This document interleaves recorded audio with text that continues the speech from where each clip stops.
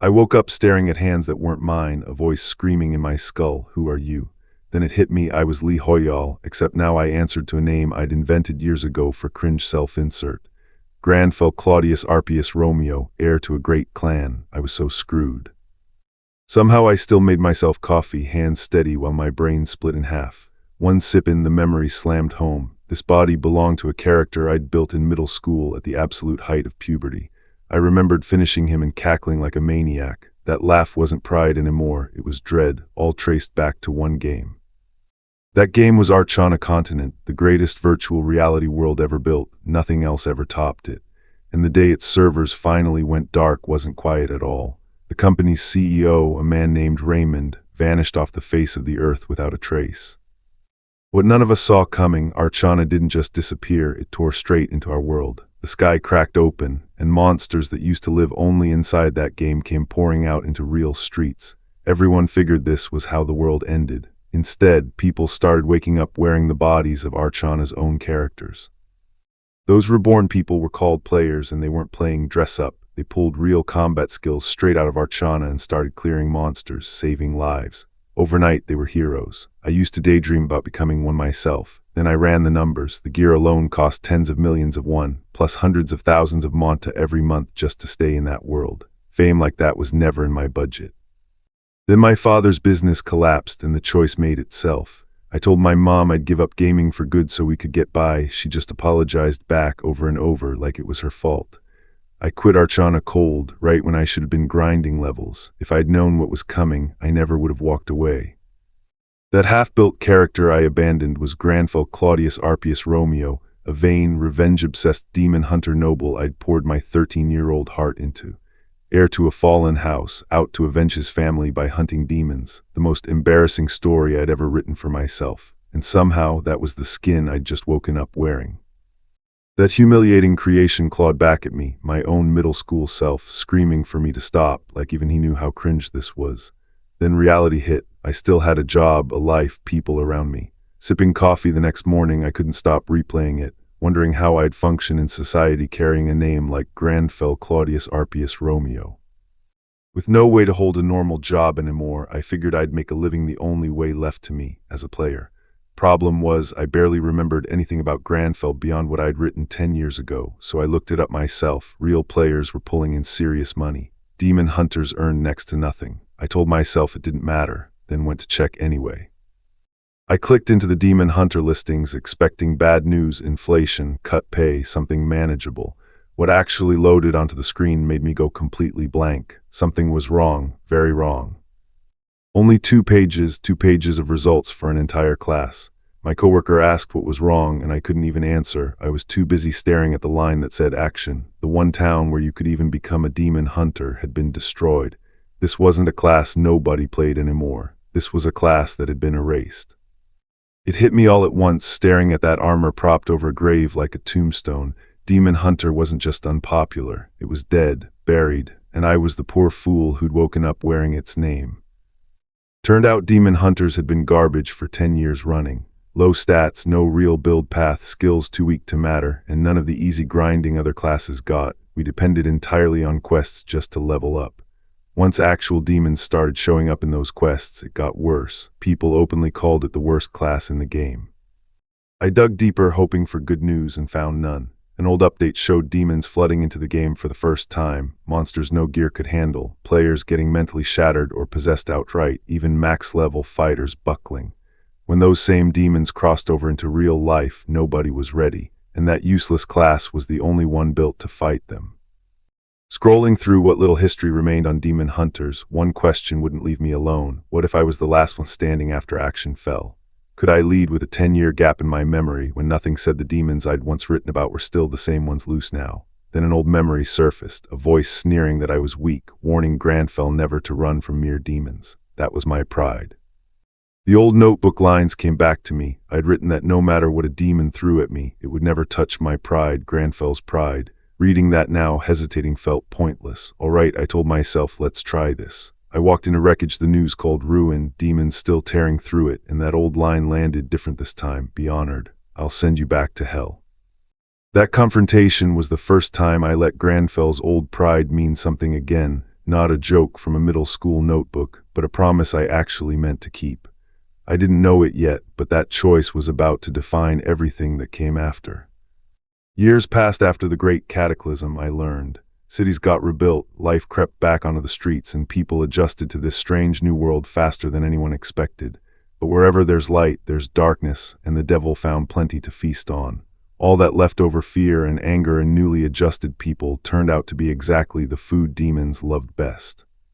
So that's what I did. I picked a team and showed up. When I got there, they were bickering. The last one's late. Someone said then, "There's still a minute before the promised time, let's wait."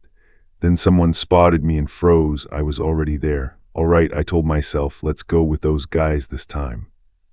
The last person our party leader introduced was built like a walking siege engine, plate armor bristling with spikes, a clawed gauntlet the size of a car door. Good, I remember thinking, at least someone here could take a hit for me.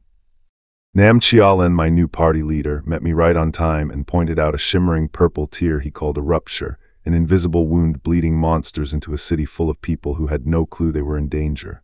Our target, Kill's underground storage, was rated for level 35 to 40. Funny thing was, the hunters actually clearing it averaged level 200. I still had a long way to climb, so I kept grinding. Lucky for me, high-level players weren't the only ones getting stronger. Plenty of people my own level had awakened too, which meant I could finally find a party that matched where I actually stood, instead of getting carried or left behind. "Should we get going?" someone asked, and right on cue something answered. A massive clawed hand rose up behind us like it had been listening the whole time. Everyone froze for half a second, then just shrugged it off and kept walking. First day with a new crew, and I already couldn't tell if that was confidence or insanity. Everyone was friendlier than I expected, so I introduced myself too, the only son raised alongside 3 older sisters, which apparently counts as combat training. One guy struck a hero's pose mid-sentence and instantly regretted sounding like a king. Nobody argued when someone else promised us an easy clear. Then the system pinged. I'd entered Kihil's underground storage. Something felt wrong the moment we stepped inside. Somewhere below us sat a wrecked, empty subway station, turnstiles smashed, blood dried across the tile, not a single null in sight. Whatever party had come through before us, it hadn't gone well for them.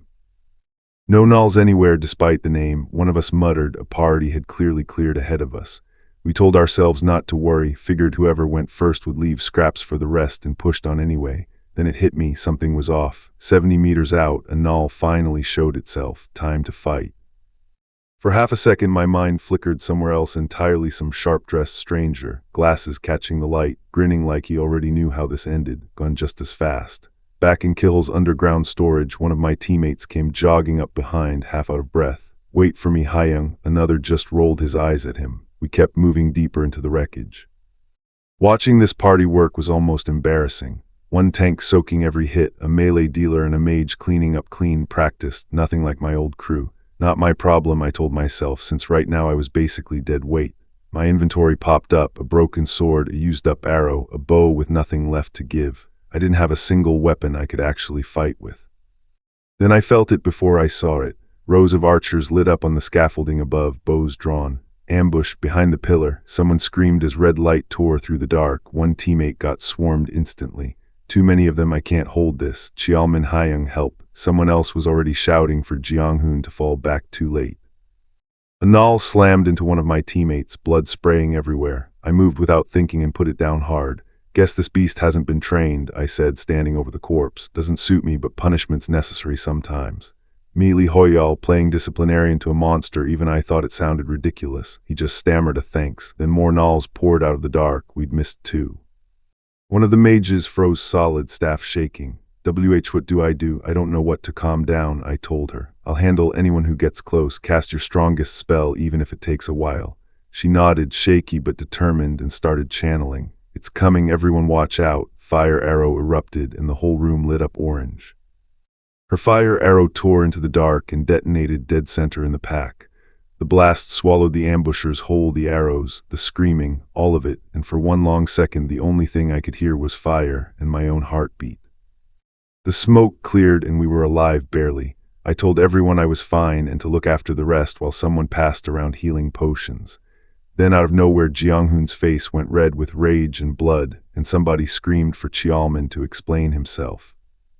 Jiang-hun rounded on Qiaoman, blood still dripping down his face. You didn't see the hidden ones, he snarled. What were you doing instead of helping? You basically let us walk into a trap. How are you even a tanker? Qiaoman didn't answer. He just started laughing. The laughing didn't stop, and it didn't sound human anymore. The young mage backed away, terror creeping into her eyes, and the whole party went dead quiet, sensing something was very wrong. Then his voice dropped low. Did you ask if this is funny? Of course it's funny, he howled, watching a bunch of idiots struggle in front of me. My status window flared, skill activated, natural enemy, my battle power spiking against demons. It clicked. I said it out loud, you're a demon. His face split into something monstrous. About time you realized, you damn bastard, it grinned. The whole party froze. A demon, someone stammered, refusing to believe it. How can Qiaoman SSI be? But there was no mistaking those red eyes and the horns tearing through his skin. Whatever was standing in front of us had stopped being the man who led us down here. What I only learned later was what really happened to Qiaoman. Alone in the dark, confused, calling out for teammates who never answered. Then the screaming started, and he found the others already chained up and broken, one of them begging for help with her last breath. Whatever walked out of that pit wearing his face was never him.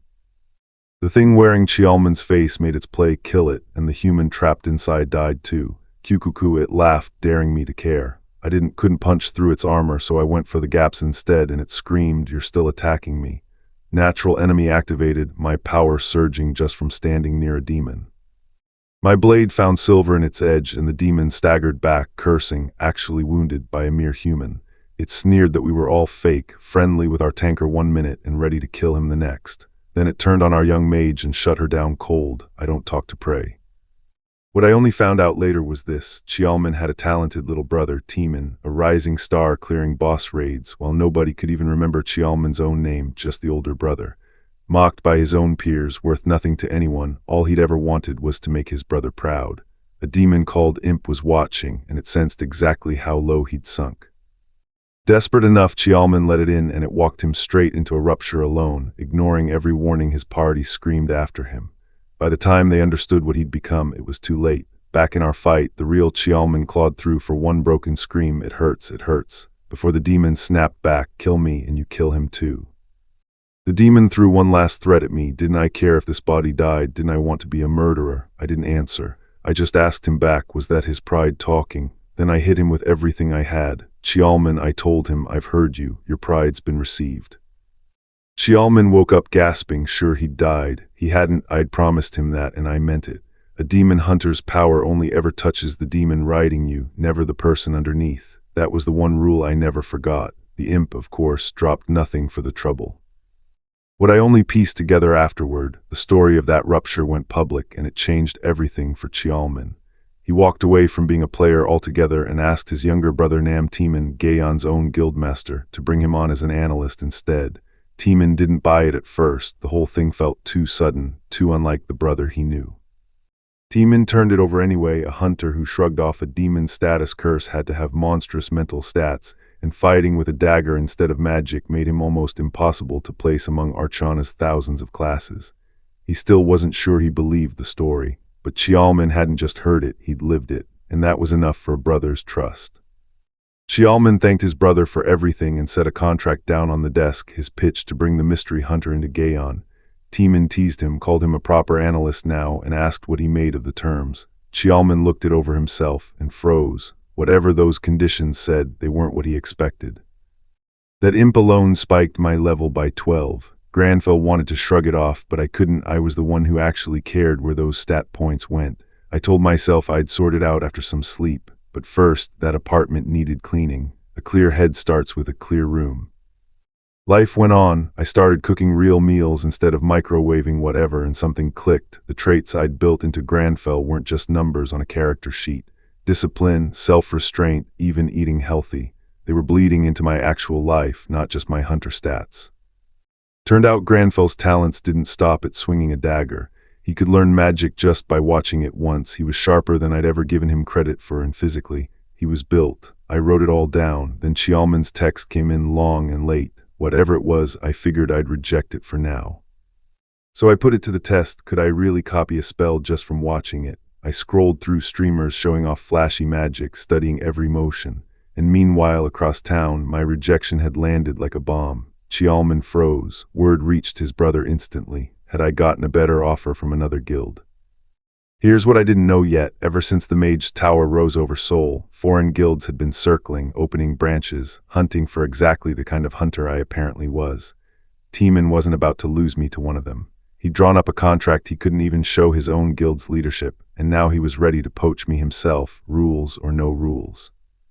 What I only found out later was that Chialman's story hit his guildmaster brother, Nam Tiemann, like a lit fuse. He grabbed his own collar and barked at his brother, tell him everything, every last detail about the mystery hunter who'd saved his life. Chialman fumbled for words, a face, a build, that's all he had. Then it clicked. The guy looked like he'd walked out of a fantasy novel, a proper aristocrat and a fancy one at that. Tiemann went quiet, then started sketching down every scrap of it like it was gold. Back at my desk, none of that mattered yet. I was staring at status windows I could finally read. The fundamentals of magic sitting right there, waiting on mana I didn't have. Kids used to call Granfell a genius like it was a joke. Fine, I had stat points now. 2 into stamina, 2 into agility, 7 into mana, since mine was embarrassingly low. 1 point left and I dropped it into luck, 1 to 2, doubled for Granfell's sake and mine, since we were both about to work a lot harder. Maybe I'd find a coin on the sidewalk tomorrow, I joked. What actually showed up the next morning was worth a lot more than a coin. Class Quest, Prologue of Counterattack. I just sat there, stunned. Since Archana broke into the real world, quests had gone rare. There weren't enough NPCs left to hand them out, so even an ordinary one was a small miracle. A class quest was a different animal entirely, and deep down, I already knew what it meant. A class quest wasn't handed out, it was earned, only by someone who'd pushed their class all the way to its peak. Across centuries, only a handful of names had ever claimed one.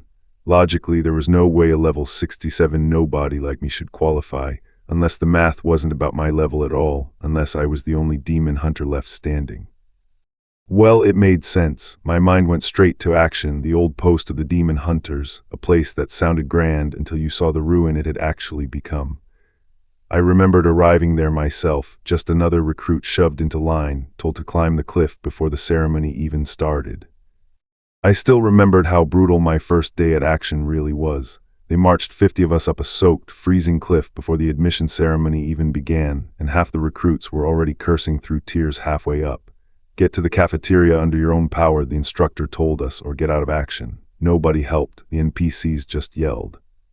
Anyone else would have quit, but demons dig straight into the human mind, and my middle school self already had plenty of rage to work with. That training just sharpened it. Still turning the memory over, I pulled up my new class quest, Prologue of Counterattack. Before I could dig into what it wanted from me, my thoughts jumped to the people watching Arcana closest of all. I later learned that place was Anti-Arcana United. The agency built to manage the chaos Arcana kept dumping into the real world, staffed by everyone who'd once built the game itself. They were drowning in it. One exhausted analyst muttered about the real puppet master behind it all, Raymond. Whatever he uploaded to that update page, he said, showed up in real life not long after. Then it hit. Someone screamed that an update had dropped and the whole office came apart, phones yanked from the wall before reporters could flood the line, someone already scribbling a resignation letter. Whatever Raymond had just posted wasn't routine. It was the kind of update that ended careers before lunch. And there it was, Count Escura, level 430, the next demon Raymond was unleashing on the world.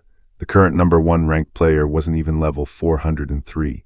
This wasn't a fight anyone was meant to win. It would take a whole guild, maybe a whole association, just to survive it.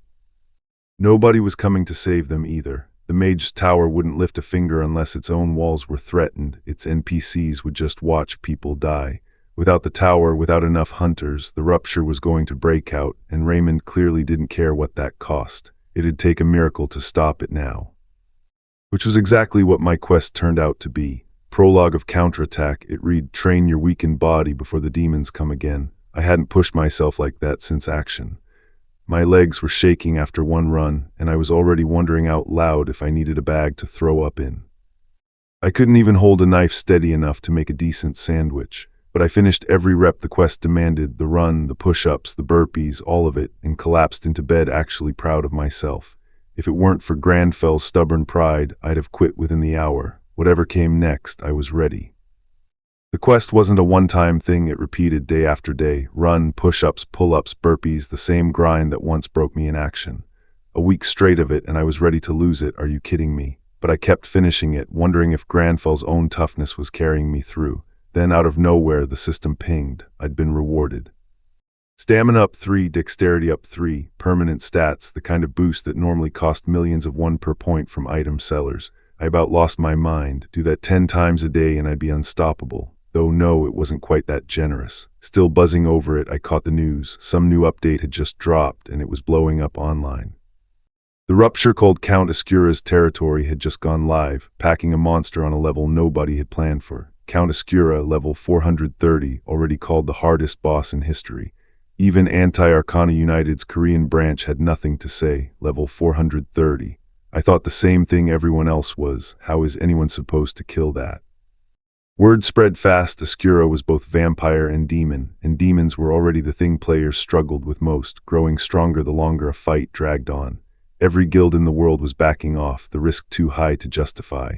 I figured Escura was a monster I'd never have to think about, until my own system lit up with a new objective: hunt a vampire. Damn it, action. Of course my class quest was pointing me straight at the one vampire alive. I won't lie, I was scared. Who wouldn't be, staring down an impossible fight? But that fear was purely Hoyal. My heartbeat was steadier than it had ever been. This wasn't my body anymore, so what did Granfell feel, standing at the edge of something like this? Somewhere out there, Count Escura felt us coming, some lesser species daring to waste his precious time, and he decided we'd be punished for it. I didn't know that yet, not exactly. But when the feeling hit me, I already understood. He wanted us dead, damn it. I dug up what I could. Escura was holed up in Russia. But that meant my first stop wasn't Russia, it was the Mage's Tower, because buried inside it was a portal, large-scale magic that could teleport anyone almost anywhere instantly. That's exactly why guilds across the globe kept a branch in Korea. I nearly walked out the door without a coat, -degrees outside, and I still almost forgot. My Hyung shoved a puffer jacket into my hands before I could argue. No time to waste on details like that. I had a tower to reach. What I didn't know yet was that the plaza outside the Mage's Tower was already packed with reporters. Word had spread that Gaon was arriving that day to launch its own hunt for Count Escura in Russia. Everyone figured they'd skip the flight entirely and step straight through the tower's portal instead. Gaon didn't disappoint. Nam Teeman, the guildmaster, forced his way through a wall of cameras with his party right behind him. Reporters swarmed him. An intern from MBS practically shouted her question: had Gaon actually found a way to fight Count Escura? Teeman didn't sugarcoat it. Truthfully, he had no idea how to kill Count Escura. And no, Gaon wouldn't be sharing anything they did learn. They'd come early to beat the competition, not to hand out charity. If the other guilds cared so much about world peace, he said, they should stop watching from the sidelines and challenge a rupture themselves. Before Teeman could finish getting roasted by the press, the crowd's attention flipped entirely. Shining had arrived. Lox, their guildmaster and the second-ranked player alive, walked in with Camilla at his side to a bigger mob than Gaon ever pulled.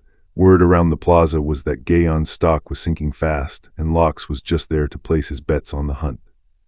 Backstage, Chialman tried to calm his nerves while Teeman reassured him they'd take it step by step. Chialman admitted he'd tried reaching me again after the update hit, without luck. Teeman just grinned. If I was really that strong, sooner or later our paths would cross, maybe even right there in the Mage's Tower. As it turned out, I was closer than they thought. I'd been drilling the same magic tutorial like it was scripture: inspect the mana, interfere with it, then manifest it. On my 100th try, fire finally bloomed clean and steady in my palm. I finally understood it fully. Then I actually tried it on a bus, of all places. A passenger snapped at me for casting skills somewhere so crowded, and I apologized fast, swearing I had full control and would never hit a passenger. I'd only taught myself off a video, a little anxious it'd even work. Then my status window updated: new skills, but the fire spell wasn't among them. I barely had time to process the flicker at the bus stop before I found myself standing at the Mage's Tower, staring down its portal, a churning gash of blue light. The moment I stepped through, something in me stirred, a vague certainty that I could shape that same portal magic myself. Strange thing was, it felt easier than the fire spell I'd just picked up. What I only learned later, over with Gaon, Teeman was tearing into his staff, leaving Chialman, his own Hyung, apologizing on the spot. Something in the crowd caught Xiaoman's eye, though, a stranger who looked just like me. He shook it off and briefed the guild. This Russian rupture held hundreds of entrances outward, 30 near the Count's ground and one fortress at its core, where Skura waited. The theory going around was chilling. If that rupture ever broke open, Skura's entire castle might manifest in the real world. By the time I reached Russia, the site was already swarming, players and reporters packed shoulder to shoulder. And right in front of the tier, a streamer called Kidpul was live, grinning into her camera and promising the chat fun content to come. I just wanted to look at the rupture myself, but I ended up right behind her. She spun on me, ranting about manners, telling me to move. I had zero patience left in me that day, and something in my face must have shown it because she froze mid-sentence. I caught myself and backed off. Sorry, I muttered. I meant I'm cold. I finally reached the territory's outskirts, the rupture zone rated for hunters level 240 to 270. From here on, I hoped it'd at least be warm. It wasn't. The sky tore open with violet light, and somewhere close a scream ripped through the cold, followed by a burst of fire I hadn't caused. What I saw next was a hunter barreling toward the blast, red hair flying, yelling for someone to keep up. Her friends barely kept pace, joking that she just wanted to die faster. She snapped back at the jab and they let it go. I'd learn her name soon enough. Leonie Belusai, a level 348 berserker and guildmaster ranked among the world's top 100. Then she froze, glaring at something only she could see on her status screen, some trait that clearly ticked her off. What kind of bullshit is this? She snapped. I didn't catch what it said, but if a hunter that strong could get rattled by her own system, I wondered what waited on mine. The moment I stepped through into the territory's outskirts, the cold hit different, colder than it had any right to be. Honestly, I liked it. This weather was already making my rage boil. Then something answered back out of the snow, a wolf, level 230, and it wasn't alone. A level 230 monster against my level 67. On paper I was already dead, but my system pinged, natural enemy activating, and something in me just knew I can win. These were the culprit's dogs sent to soften me up. One of them snarled that I'd picked the wrong owner. I disagreed. I told them kindly that I'd help a few ignorant creatures understand what it felt like to be hunted for once. And while I tore through my pack, somewhere else in that same frozen rupture, another hunt was already spiraling into something nobody there understood yet. That hunt belonged to Leonie Belusai, the level 348 berserker guildmaster I'd later learn had charged in raging at a flood of mutts. Her party begged her to calm down, but she just kept swinging, kept counting bodies. Dozens down already, and somehow there were always more waiting. That was when it hit her. These wolves had no fear. They didn't whimper, didn't flinch, didn't act like hunted animals at all. Her party brushed it off until they actually stopped to think about it and realized she wasn't imagining things. Then the howling started, and it wasn't predators calling to each other, it was something scared. These wolves hadn't made a sound while Leonie's party slaughtered them. So why were they screaming now? Whatever was out there, it was worse than the wolves. Leonie didn't hesitate. She told her party to follow her toward the noise, and they scrambled after her.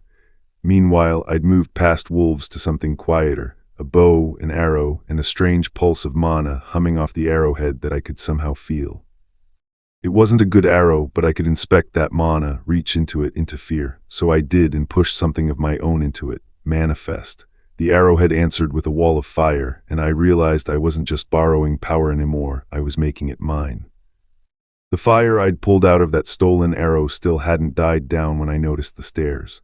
A few hunters way off through the smoke had seen it and gone quiet. One figured I had to be some rogue player who tailed a guild in just to farm footage for a stream. I didn't correct him. I just sat down on the scorched ground and poured myself some tea. One of the hunters, red-haired, marched over yelling that a raid like this was no place for a civilian and I needed to leave. I didn't answer. I just kept sipping, which apparently made her angrier than the actual monsters did. Then someone screamed a warning. Her guildmaster, Leonie Belusai, was about to get blindsided. Out of nowhere the ground crawled with them, bandits, dozens of them, weapons up, boiling out of the dark like the rupture itself had spat them out. I heard someone curse, asking where they'd all come from. Someone else was already barking for everyone to get into position. Steel met steel and someone went down bleeding before they'd even seen the blade coming. A horned brute swung a mace through the crowd, and the panic climbed. Too many weapons, too many hands. Somewhere in the chaos, a girl screamed for Lenny to get up, and for a second, even I wasn't sure she would. They were surrounded, dead surrounded, no room to fall back. Someone spotted me still parked on my rock and lost it. Was I insane, sipping tea while they were about to die? I looked at the mess in front of me, waited for half a second, and figured, yeah, seemed doable. So I got up, one clean cut, and the thing that had been screaming stopped screaming. I planted my feet, Granfell Claudius Arpius Romeo, plain suit, no armor, and let something bigger than fire answer the call this time. A column of raw blue monitor out of the sky and poured straight into me. Somewhere behind me, someone found the only word that fit: fuck. I raised the thermos and studied the mana churning inside it. Interfering with it was easy enough. The real question was whether I could manifest it into the skill I wanted, at the scale I needed. Get it wrong and I wouldn't see a failure message. I'd just black out. But a colder thought hit me first. What if none of this had ever been a skill to begin with? I let it go and the light poured down like rain, mana bending exactly where I pushed it. From the outside, though, nothing seemed to happen. No cast animation, no system flash. My allies stared into the dark, confused, muttering that nothing was showing up, not realizing I'd already changed everything around them. Then it hit. A wall tore up out of the ground and the whole party froze. Was that alchemy, a skill that could raise something that massive? I didn't let them wonder long. It's not a skill, I told them. What I'm using is magic itself, not a system borrowing my strength, the real thing, mine to command. They didn't know what to make of it. Alchemists build things, they don't fight, so why was I even on the line? I let them think what they wanted. Truthfully, bending mana to reshape something was closer to alchemy than magic anyway. Then the enemy hit our flank and explanations stopped mattering. They were coming from the side. Fine, I guess tea time waits. Begin battle, the commander called out, and our line surged forward to meet them. She rounded on me before I could move. Alchemist, get to the back right now, she snapped, still convinced I was dead weight. I ignored her. Then the scream came, someone's been hit, get a healer. One arrow had put a man flat on the ground, and before anyone could process it, a second shaft was already screaming toward another target who realized too late he had nowhere left to dodge. One arrow, nobody on our side hit like that. Whoever this archer was, they weren't ordinary. The commander turned to me, half annoyed, half confused. An archer? Then what was that wall earlier? I didn't answer. I just moved and threw a fire arrow of my own straight into the shooter's position. My fire arrow slammed into the archer's shot, and the fight was over almost before it started. My own ally stared at me like I'd grown a second head. Mage, archer, alchemist, nobody could put a name to what I'd just done, and honestly, neither could I. We held the line. Somebody finally said the words I needed to hear: good job. One of the other hunters, some guy in a suit who'd clearly never fought a day dirty in his life, kept grumbling under his breath about how I never answered a straight question and never even looked winded. Meanwhile, the archer I'd just saved wouldn't meet my eyes, too proud or too embarrassed to say thank you out loud. Then out of nowhere, she called out to me. I turned, half expecting another lecture about staying out of the fight. Instead, she just froze, red in the face, like she'd forgotten whatever it was she wanted to say. I hadn't the faintest idea what this was about. So I just told her the truth. I didn't have any tea to give her. She looked like I'd slapped her. I never claimed to be good with people. Monsters I could handle. What none of us realized yet was that the whole fight was already being broadcast to the entire world. What I found out afterward was that ours wasn't the only rupture. The update had opened hundreds of territories' outskirts sites at once, and every guild on the planet was racing to clear one first. Whoever got there first would have their name known worldwide. People were glued to their screens waiting to see who'd win. In some broadcast control room, a director sat in the dark, tracking every guild's progress, arguing with his assistant over who was closest to a clear. Shining's group was pulling ahead of everyone else, and it looked like it would take forever for anyone to catch them. Then something on the drone feed stopped him cold. Then the rupture flashed blue, clear. Every camera in the area scrambled to chase down whoever had just done it, half of them guessing it had to be Gaon. Nobody could get a clean look through the trees. All that snowy chaos, and one question hanging over everyone: who was it? The answer came back and stunned the whole broadcast. It wasn't Gaon and it wasn't Shining. It was the berserker Leonie Belusai, first clear of territory's outskirts, with the rest of us running right behind her through the snow. The guild everyone had bet on was still stuck fighting somewhere in the middle. The moment we stepped out, reporters swarmed us, yelling over each other about how a Korean ended up fighting beside a European berserker. Leonie cut them off with one word: move. When one wouldn't quit shoving a mic in my face, I let my patience run out and let a flicker of my real fire show. That was enough to send him running, cold. They turned on Leanie next, congratulating her, demanding to know how it felt beating every guild to that clear. She had nothing to say, no comment, over and over, until she snapped that they should go bother that bastard instead. I hadn't stuck around to explain myself. I'd already pushed through, cleared it, and walked off before anyone could stop me. Word got back to Leonie that I'd already left, told someone I was just heading home for a bit. Her reaction was a scream loud enough to carry across the whole site. I wasn't trying to be dramatic about it. Cameras, questions, guild politics, none of that interested me. I just wanted to go home. While I was already gone, the rupture flared again. This time it was Nam Teeman, Gaeon's guildmaster, tearing through what was left and claiming the second clear. Reporters swarmed him too, congratulating Gaeon on the finish, but Teeman didn't take the credit. He pointed straight at Leonie's group and said plainly, they weren't the first ones to clear it. Later I heard how it played out back at Gaeon's camp. Teeman sulked to his brother Cheolman about it, how Leonie had given him the side-eye and said Gaeon wasn't the only good guild in Korea. It ate at him all night, a level 388 guildmaster, still griping over ramen that nobody else deserved to stand next to Gaeon. Cheolman turned it over in his head, some Korean player out there who could actually outshine Gaeon. Teeman guessed the 9th-ranked mythology guild, but Cheolman shook his head. They were still stuck inside their own rupture. No, he said, there was one person he could actually think of. And back home, completely unaware I'd become a rumor, I was just training. Back home, I let the day drain out of me, hot shower, someone razzing me for training like a lunatic, dishes still waiting before bed. Then I pulled up my status window. I'd leveled up off that rupture, stats ticking higher, but my mana regen was crawling. That fight had cost me more than I let on. Whoever cleared that first rupture alongside me, I owed them. Their gear, their skills, kept my whole party breathing that day. But the truth was simpler. I'd been lacking, and I couldn't afford to stay that way, not with the Count's territory marked as the next rupture. There was no time to relax. I'd found my model, a player who fought with a pair of daggers, faster and cleaner than anyone else out there. If I could copy those movements, I'd close the gap fast. So I trained, dishes first, drills after, night bleeding into morning, until the only question left was when I'd actually sleep.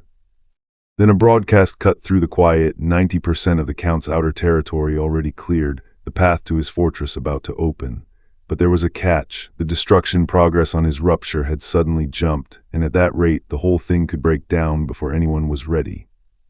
Word was the guild analysts were just as stunned. The timer to clear a rupture always shrinks as its monsters get stronger, but this jump made no sense unless something inside had grown stronger overnight.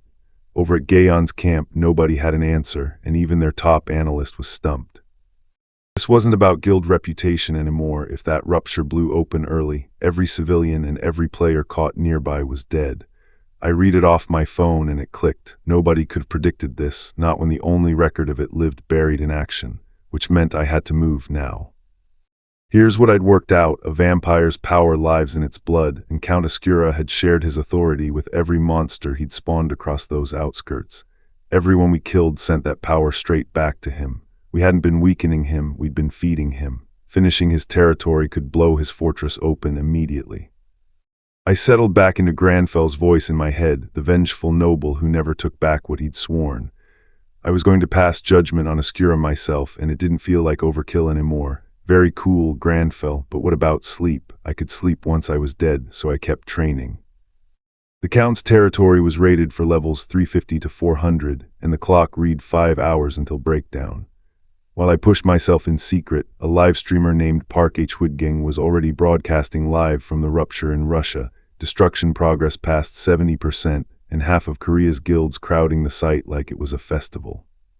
What I found out later was that this rupture only had about 30 entry points, nowhere near the 300 at the territory's outskirts, so guilds had no choice but to pile into the same tunnels and split loot by contribution.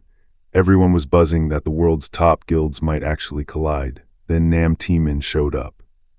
Teeman had already scouted the board. Shining had gone north to challenge Unified Under Heaven, the reigning first-place guild, betting everything on the title.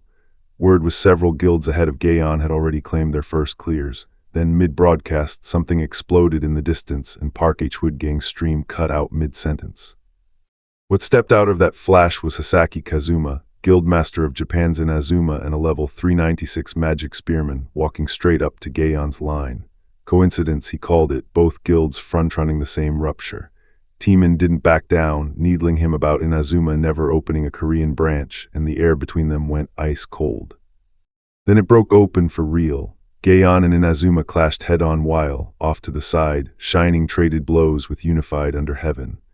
Park Hwidgang lost his mind on camera, calling it the story of his career, and every hunter in earshot crowded in to watch two of the world's biggest guild rivalries collide at once.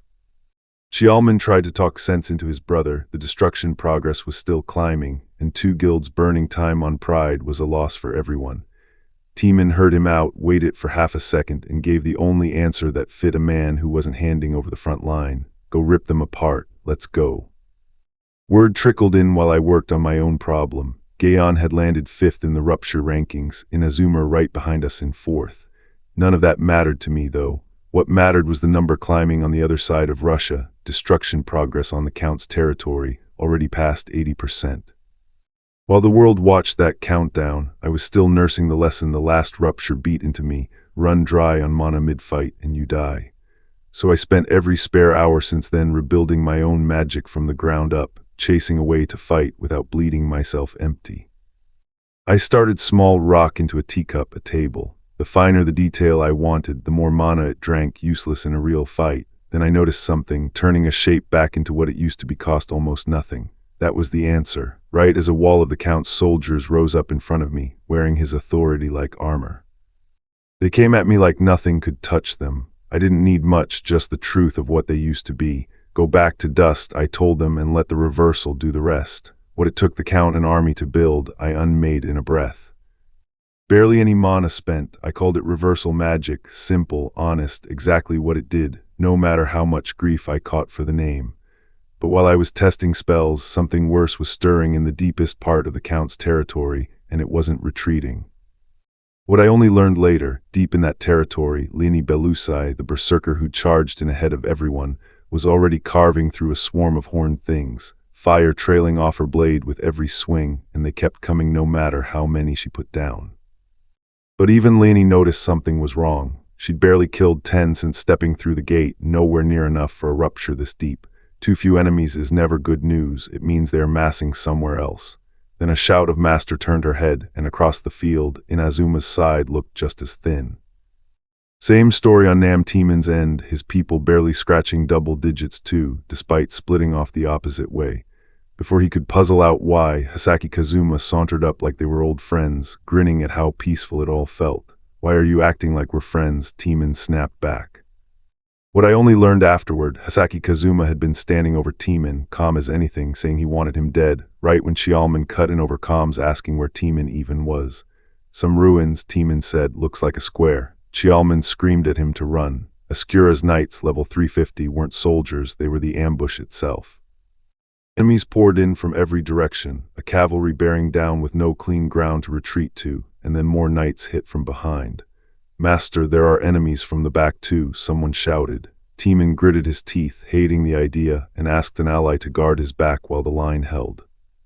Surrounded on every side, Teeman got new orders over comms. Don't engage, fall back into a narrow alley and bottleneck them. Even the top-ranked Unified under Heaven Guild was getting mauled elsewhere, so no one was riding in to help.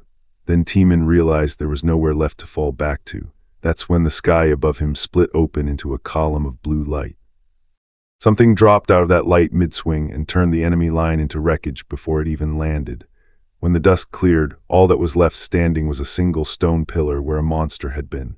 Teeman's people stared up, stunned, murmuring who could have done that, and slowly turned to face the cloaked stranger now standing over the ruins. I dropped into the middle of the ambush and everything went still for a second. Turns out, watching the feed back at Gaon Xiaoman, the Haiyang from my old hunting party, years back, nearly choked. It can't be, he must have thought before blurting my name out loud. Hoyal SSI, my cover was cracking, and I wasn't even there to hear it happen. What I didn't know yet was that some panting nobody streaming under the name Hwidgang TV was scrambling through the rubble nearby, selfie stick in one hand, magnifying glass in the other. He'd missed the whole ambush, stuck in the bathroom of all things, and now he was hell-bent on catching up to the Gaon Guild for his viewers. He caught something odd in the dust, strange marks scorched into the stone, like nothing from this fight. Before he could dig deeper, his camera swung past him toward the pillars ahead, where two more hunters were already moving in on the battle. What his camera picked up next made him go quiet. Bodies of Count Escura's knights lay broken across the cracked stone between the pillars, blood soaked into every crack, the wreckage left behind after I'd torn through their ambush line. Word spread fast among the hunters nearby, who summons magic like that without chanting a single spell. No armor, no weapon, just slacks and dress shoes, and yet I'd leveled a whole line of knights. Before anyone could answer, a scream cut through. More enemies were pouring out from between the pillars. That was when Leni Belusai went dead serious, cigarette clenched between her teeth, eyes locked on the chaos unfolding around the pillars. The stone pillars actually worked in our favor, throwing the enemy cavalry off rhythm just enough to slow their charge. Thanks, I said, meaning it, right as Leni broke loose with her berserker skill, raw power flooding every swing. Between the two of us, the fight actually started turning our way. One clean strike later, one of Count Escura's knights went down hard, cut clean through.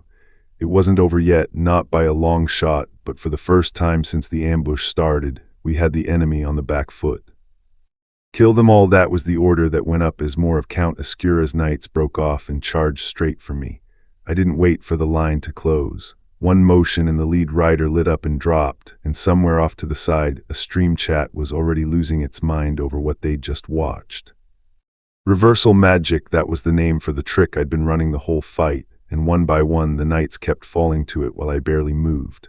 Nobody watching could tell if it was even real. The only thing actually on my mind was smaller than that. Don't wreck my dagger's durability doing this. Here's the part nobody watching could see. My magic could reshape what something was made of, and reversal magic could snap it straight back, durability included, like the damage never happened. I'd proven it earlier, turning a rock into a teacup and back. I ran the same play through my dagger mid-fight, and the system confirmed it, durability untouched, and I'd leveled up. One shot, one kill, that's all the chat could type, arguing over what kind of dagger even does that. I didn't have time to explain it. Somewhere else on that same battlefield, Leni Belusai stood over a fallen knight, chest still heaving from the fight. When it was over, the order came down to loot the field and stand down. I just wanted my tea. Across the square, though, Leni Belusai was already scheming to sign me before a rival guild called Nazuma got the same idea. I hadn't even finished my cup when a kid shoved a phone in my face and announced himself, Hwigeng TV. Hwigeng's stream had 68,000 people watching live, and every single one of them was staring at me. No mana signature, no gear that read like power, just a guy with weird eyes drinking tea. Word had already spread that I was the one who'd flattened that raid alone, and now the whole chat wanted to know how. Before I could answer, the crowd closed in, mics in my face, hunters demanding my name, my guild, whether Inazuma had already signed me. Then one voice cut clean through the noise, "Move." Nam Timan, Gaon's guildmaster who just fought beside me against the knights, stepped in and introduced himself like we were strangers. I told him straight I'd already texted him about joining Gaon. Timan didn't blink. He just turned to the reporters and said there wasn't an ounce of formality worth respecting here, so he wouldn't be taking any questions, and told everyone crowding us to get out of the way.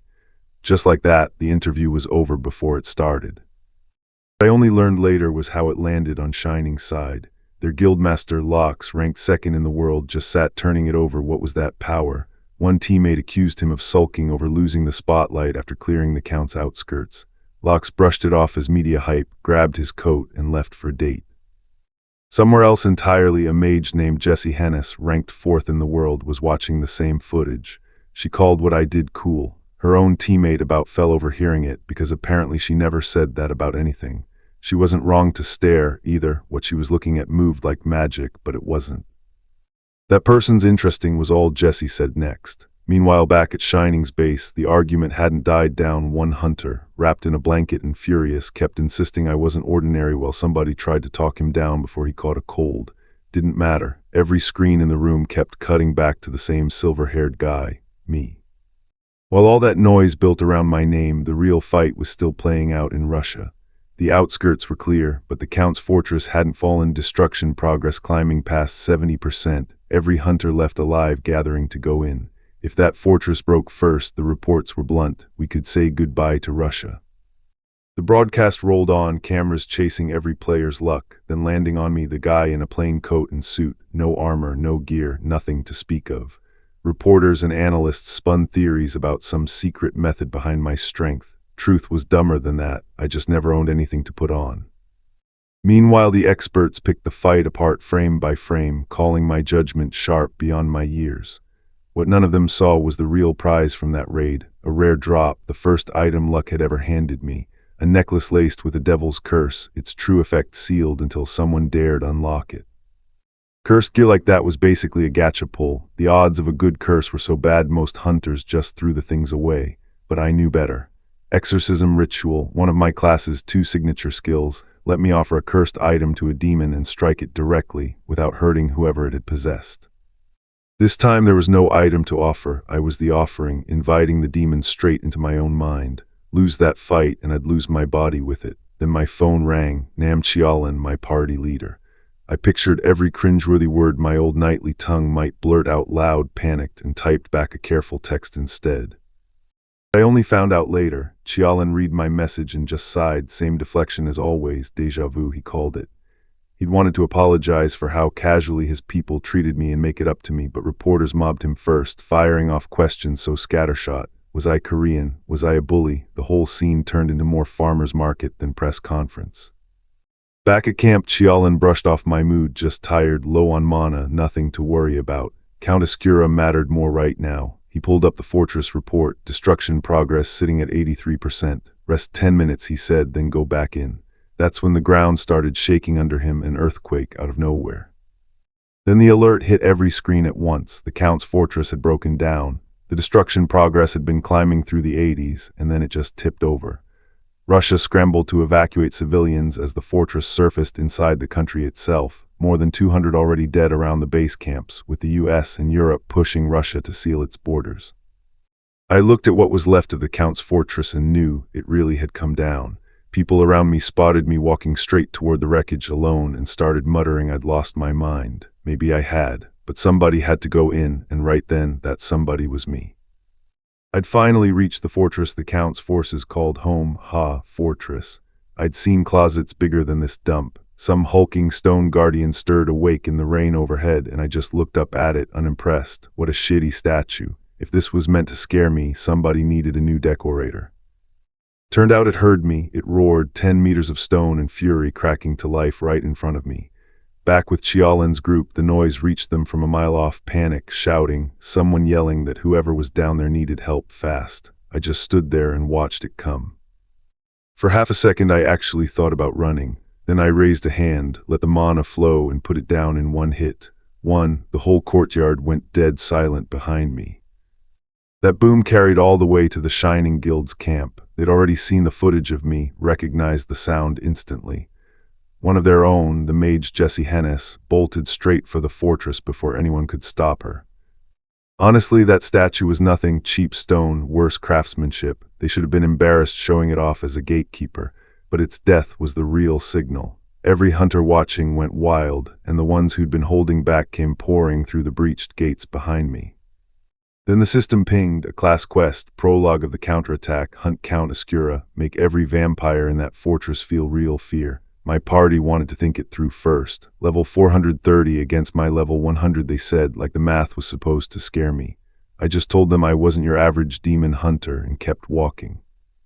Alone now, I stepped past the wreckage into a banquet hall soaked in candlelight and blood-red silk. Rows of portraits lined the walls, watching me pass. Somewhere in the dark ahead, something was waiting, and it already knew I was coming.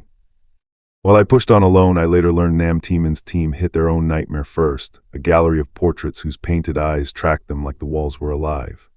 Teeman torched the whole hall on instinct. Turned out it wasn't paranoia. Nam Chialman, watching from HQ, confirmed the entire castle was rigged with status curses hidden in statues and paintings, the real reason our first wave had retreated. None of that curse business slowed me down. I just found the Dacre insulting, row after row of garish portraits and statues so full of themselves I called it a disorder. My tag-along said I was being harsh. Then the layout ticked me off too, hallways forking into dead ends like nobody had thought it through. Somewhere ahead, something reeked. I felt it before I saw it, the center of this wreck of a castle, and behind that door, Count Escura himself, quiet, too quiet. I figured the other hunters hadn't caught up yet. Then someone dropped out of nowhere and latched onto me, grinning. "Found you," she said. "I saw your magic. It's amazing." She was floating without a care, burning mana like it was water, while I rationed mine like my life depended on it. Turned out she'd replayed my clip 100 times trying to reverse engineer whatever I'd cast, and now she wanted lessons on the spot. I just stared at her, then said one word: manners. That shut her up. I told her plain, if you want someone to teach you something, you ask properly first. That's the bare minimum. She went quiet, actually thinking it over for once. Then her face changed, and I felt it too. Something in the air had shifted, and every bit of that annoyance died at once. A shadow rose the size of the hallway, and my system screamed to life: skill activated, natural enemy. Then a voice came, low and ancient, grumbling awake from a nap, calling us nothing but mongrels. My blood went cold. Count Oscura, here. His power alone was suffocating, and I was standing right outside his door. Oscura called me a vulgar, vile vampire, funny coming from him. I didn't bother arguing. I pulled out a necklace soaked in cursed blood, and my body lit up, exorcism ritual activating. The system flashed a new order: hunt the vampire. I smiled, time for a lesson in manners. The ritual dragged Oscura's essence out of his own castle and into a battlefield only the two of us could see. No audience, no subordinates, just him and me, level 100 against level 430. If I slipped, I'd be the one possessed. Oscura sneered, called my arrogance amusing, right before he swelled into something monstrous. Then he did something worse than grow angry. He pulled every scrap of power he'd ever loaned his subordinates back into himself. 300 levels above me already, and the gap was only getting wider. Watching that shadow swallow the sky above me, I understood. This fight was never going to be fair. For a second even, I didn't know where I'd ended up, some black burning nowhere. Then Oscura's laugh rolled out of the dark. Quite the unique trick, human, he said, however. I can simply destroy this place if it means destroying you. And the whole world lit up red as he threw everything he had at me. When the fire cleared, Oscura was already gloating, figured I'd been reduced to ashes, called me an inferior nothing before he'd even finished the sentence. So I let him see me standing there untouched and asked him straight, "Is that what I look like to you, Oscura?" His face said he hadn't expected an answer.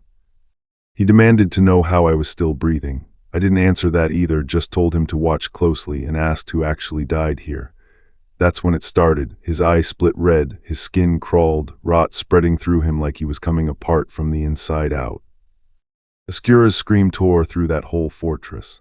Outside, I later learned, everyone watching lost it. Impossible, a trick has to be a trick, they kept insisting. Even the witch who'd been chasing my magic went quiet with fear. From where they stood, I hadn't moved an inch. They had no idea Oscura was already dying. Oscura sneered that I looked scared, then screamed for silence and let loose everything he had left. The blast tore the entire top off the fortress like paper. I felt the heat roll past me, and I was still standing, without a scratch on me. Turns out my exorcism ritual does more than let me hit a demon safely, feed it an offering, and it drags the demon's own mind into mine. Oscura started begging me to stay back, then bolted skyward, screaming and swinging at shadows only he could see. My friends just stared, stunned a monster like him could break like that. A status window confirmed it. Oscura was suffering. The exact terror demons force on people turned back on him. My quest cleared right there. I walked toward what was left of him while the blonde witch trailing us begged to know if it was new magic and whether I'd teach her. Oscura level 430 lay in a heap, and my friends swore whatever they'd hit him with barely scratched him. Someone told her to finish it herself. She froze, said she wanted to, but her level wasn't there yet. I told her if she'd made it this far, she was strong enough, so quit stalling and kill him. She apologized, then let everything go. The explosion swallowed him whole. A notification confirmed it. Oscura, level 430 defeated in a single attack, and level up alerts stacked down my screen one after another. I just stood there, stunned. A fight this lopsided had gone to someone I'd underestimated. Then she picked something charred off the ground and ate it, and I had to ask if she'd lost her mind. The instant the quest cleared, every curse Oscura had loaded onto my allies lifted off them. The party swarmed Jessie, begging to know if she'd really ended a level 430 count herself. She stammered, caught between truth and the story everyone wanted, and that's when one hunter's eyes cut past her, straight to me, like he already knew where the real answer stood. She marched right up to me anyway, all nerves and excitement, and admitted she still didn't have much of a handle on manners, but she was willing to learn. "My name is Jessie Hennis," she said, chin up, and could she ask for mine in return? Behind us, my whole party went dead silent, watching the coldest man they knew get cornered by a fangirl. Watching her, I had to admit, bad manners or not, she was actually trying to change, trying to grow. That earned something rare from me, so I told her my name, plain and simple, as a reward. I am Lee Hoyal. Just 3 words, and I felt the weight of finally saying my own name out loud land on everyone listening. What I didn't know yet was that clips of the fight were already spreading. Miles away at my sister's place, the news was playing in the background while she juggled dinner and my niece airing underfoot some story about a dungeon boss reduced to ash and the hunters who'd cleared it, Jesse Hennis and someone else. Then airing screamed it out, Uncle Hoyal's on TV. My sister barely had time to ask why before the screen answered for her. My own face saying my own name, Lee Hoyal, loud and clear for the whole country to hear. She just stood there frozen, and somewhere across the city, my phone started buzzing like it was never going to stop. It's about time, I thought, watching my phone light up over and over, Mom calling, room after room joining in. After I dropped Escura, my face was the only one the cameras caught clearly, and I'd known it was only a matter of hours before my family put it together. Well, the hours were up. I've got 3 older sisters, and growing up they were close with everyone in this family, except me. So when they caught up to where I was working, they didn't bother with words first, just fists, and my name shouted like a curse. I didn't want this fight, but I already knew there was no talking my way out of whatever they had planned. They chased me all the way home and pounded on my door until the whole building could hear it. When I finally opened up, all 3 of them were standing there, ready to tear into me, so I held up both hands and said the only thing I could, "Calm down, my sisters, let's talk about this like family." What I only found out later was that the news wouldn't let it go. They called me the mysterious new player who'd taken down Count Escura alongside Jesse Hennis, and all I'd given them was my name. Over at Gayon, Nam Chialman brought Nam Teeman his coffee, wondering out loud if I'd ever actually join their guild. Teeman wasn't waiting around either. The loot from the Count's territory was theirs by rights, but he wanted to hand every last piece of it to me instead, just to leave an impression, recruit me or not. Go all in, he told Chialman, call him right now. Then my sisters found me. Yunhai couldn't stop laughing about my hair, calling me a K-pop star, while Jiyun needled me for going soft. My niece Ering just wanted her uncle's attention. Then Yerim brought up Granfell Claudius Arpius Romeo, my old middle school persona, silver hair and all, and I lost it. Stop it, I begged. Were they here just to torment me? Under the teasing, though, was real fear. They'd heard players got hurt all the time, and I never picked up my phone. They threatened to tell Mom and Dad, half joking, half not, but no matter what, they wanted me to know they had my back. I'm okay, I told them. I'm Demon Hunter Granfell Claudius Arpius Romeo, and this job suits me just fine. They left not long after, telling me to call more and to never admit in public that Yunhai was my sister. Then right at the door, one last warning, save your money and never co-sign anyone's loan. Savings, I almost laughed, I didn't have anything to save. That's when it hit me, the rupture clear reward. Every rupture we cleared paid out straight from Cosmo, the company behind Archana Continent, and rumors said it was collapsing, that CEO Raymond was covering payouts out of his own pocket. I wondered how much account level clear was worth. 10 million, 20. I checked my phone and nearly dropped it. It wasn't 20 million, it was 100. What I didn't know was that across town, at Shining's Korean branch, Camilla wouldn't let it go either. She kept pressing Jesse Hennis about who'd really beaten Escura at my side. Jesse just shrugged her off, said she didn't know a thing, told her to go watch it on YouTube like everyone else. But something in the room shifted, and Camilla wasn't done asking. What I heard later was that over at the Mage's Tower, Camilla kept hounding Jesse Hennis for answers, only to get brushed off and finally give up, muttering about how weird it was that Jesse was out here studying etiquette videos instead of magic. Me, I wasn't thinking about any of that. My phone lit up. The rupture reward had cleared, and I about dropped it. How much was this? My hands were shaking. The balance on the screen read 110 billion won. I'd already been thrilled just banking Count Escura's loot. Now I was sitting there wondering exactly how deep this Raymond guy's pockets went. My guildmate wasn't impressed. Happy over loose change, pathetic, he said. Shut up, aristocrat, I shot back. The system flagged another drop, the Vampire Count's orb, a unique cursed item, the kind that used to mean gambling with your own sanity. Not anymore. As a demon hunter, I could burn a curse off with the exorcism ritual instead of eating it myself. I figured the necklace I'd offered up to fight Escura had burned away with it. It hadn't. Curse gone, clean, the necklace of noble promise. Mine. Added up and it came to an even 100 billion won. That night I could not sleep. My brain wouldn't shut off, spend it on gear, tell my family, keep it quiet a little longer. In the end, it was simple. Better equipment meant surviving whatever came next, and right now, at my level, gear had to come first. Killing Iskura had rocketed me 34 levels in one shot, level 25 just days ago, now 59. Tempting as it was, I held off blowing money on gear scaled past my level. Recovery potions alone were already brutal on the wallet. My guildmate just told me to get off my phone and sleep. Meanwhile, at AAU's Korean office, a room full of analysts was replaying my fight frame by frame. The argument in that room went in circles. One analyst swore alchemy couldn't conjure that much mass. Another swore he'd seen it happen and it had to be alchemy. Down the hall, exhausted reporters were still hunting for who I actually was. No one named Lee Hoyal existed in Arcana's database, alias or real name, and it was driving them up the wall. Then someone remembered new update Thursday. Just like that, I was old news.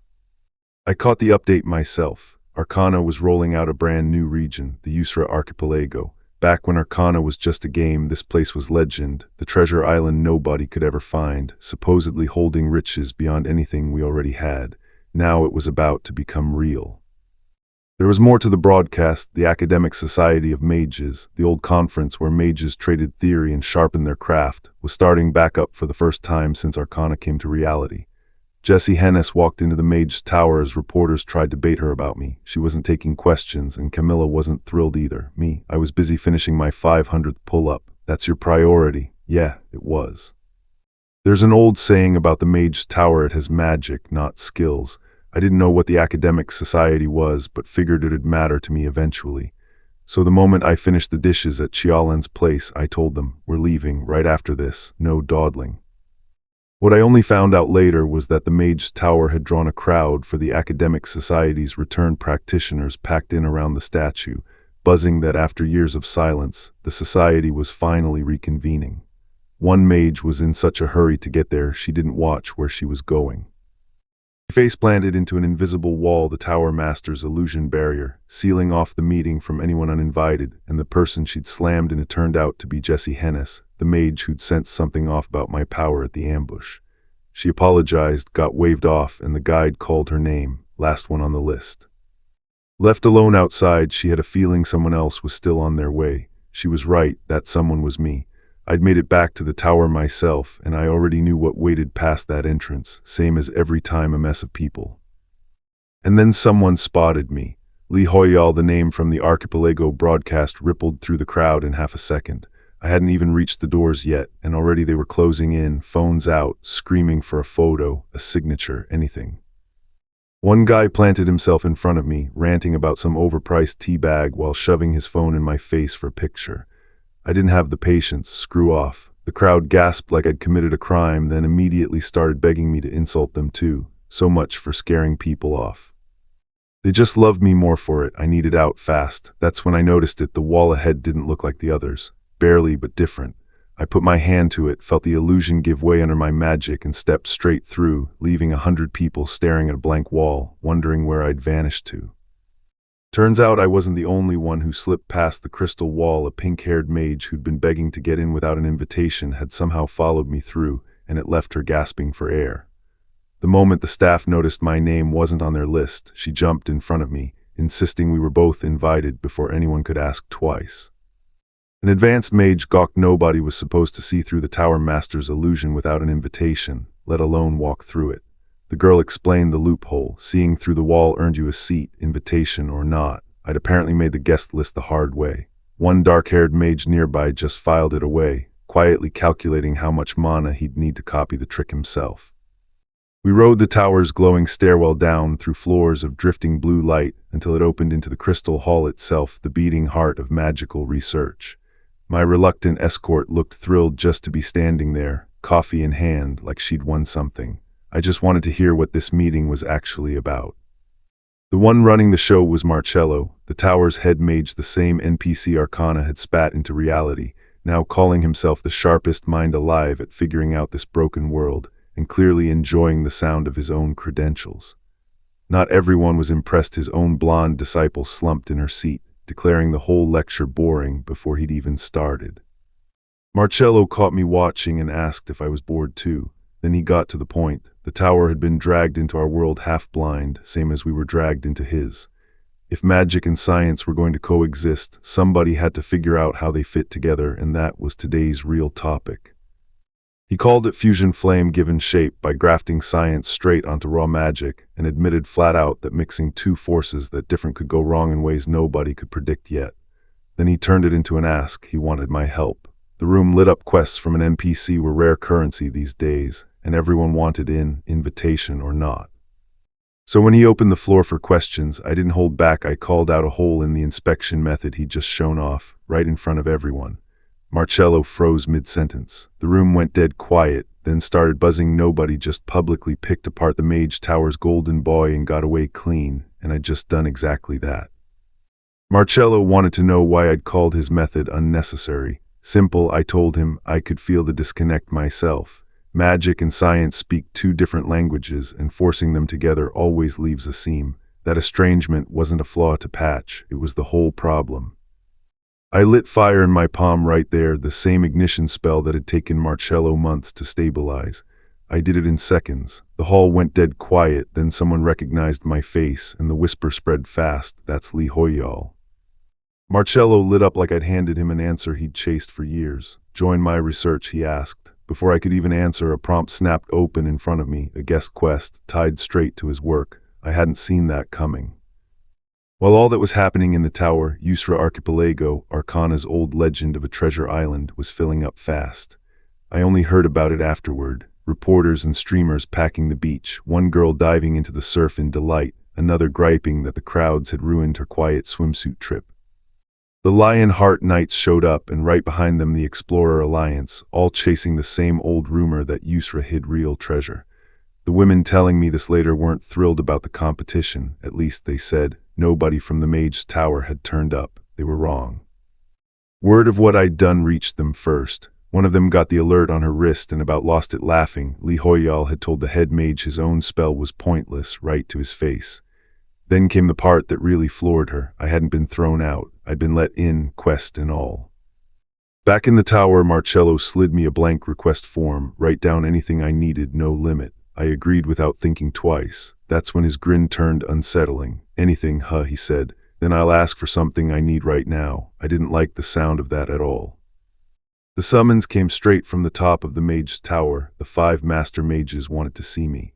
I walked in as Granfell, cape and all, announcing myself with a straight face while they murmured about how I'd bridged magic and science. They were done watching the world break. They wanted me working with them. Stepping out, I muttered a few choice words about stubborn old wizards still arguing over who'd take responsibility. Then Cleo, Marcello's excitable assistant, came bursting in to fetch the items I'd requested. Marcello offered to grab them himself, but I told him I was headed that way anyway. Truth was, I wanted to check something myself. Marcello handed me a stack of mana vibration gear and old spellbooks, grinning like he'd nailed it. He hadn't. Cheap trinkets weren't going to cut it. I needed something I could actually use right now. That got his attention. Turned out he'd been sitting on the real prize, a hexahedron brooch, unlimited 10% mana regeneration. I took it. I laid it out plain. The moment he'd noticed the waste bleeding out of my own magic, I knew he wasn't just some ordinary mage. But we couldn't dig any deeper yet. There were still flaws on my end to iron out first. So we struck a deal. I'd wait until he cracked the next piece.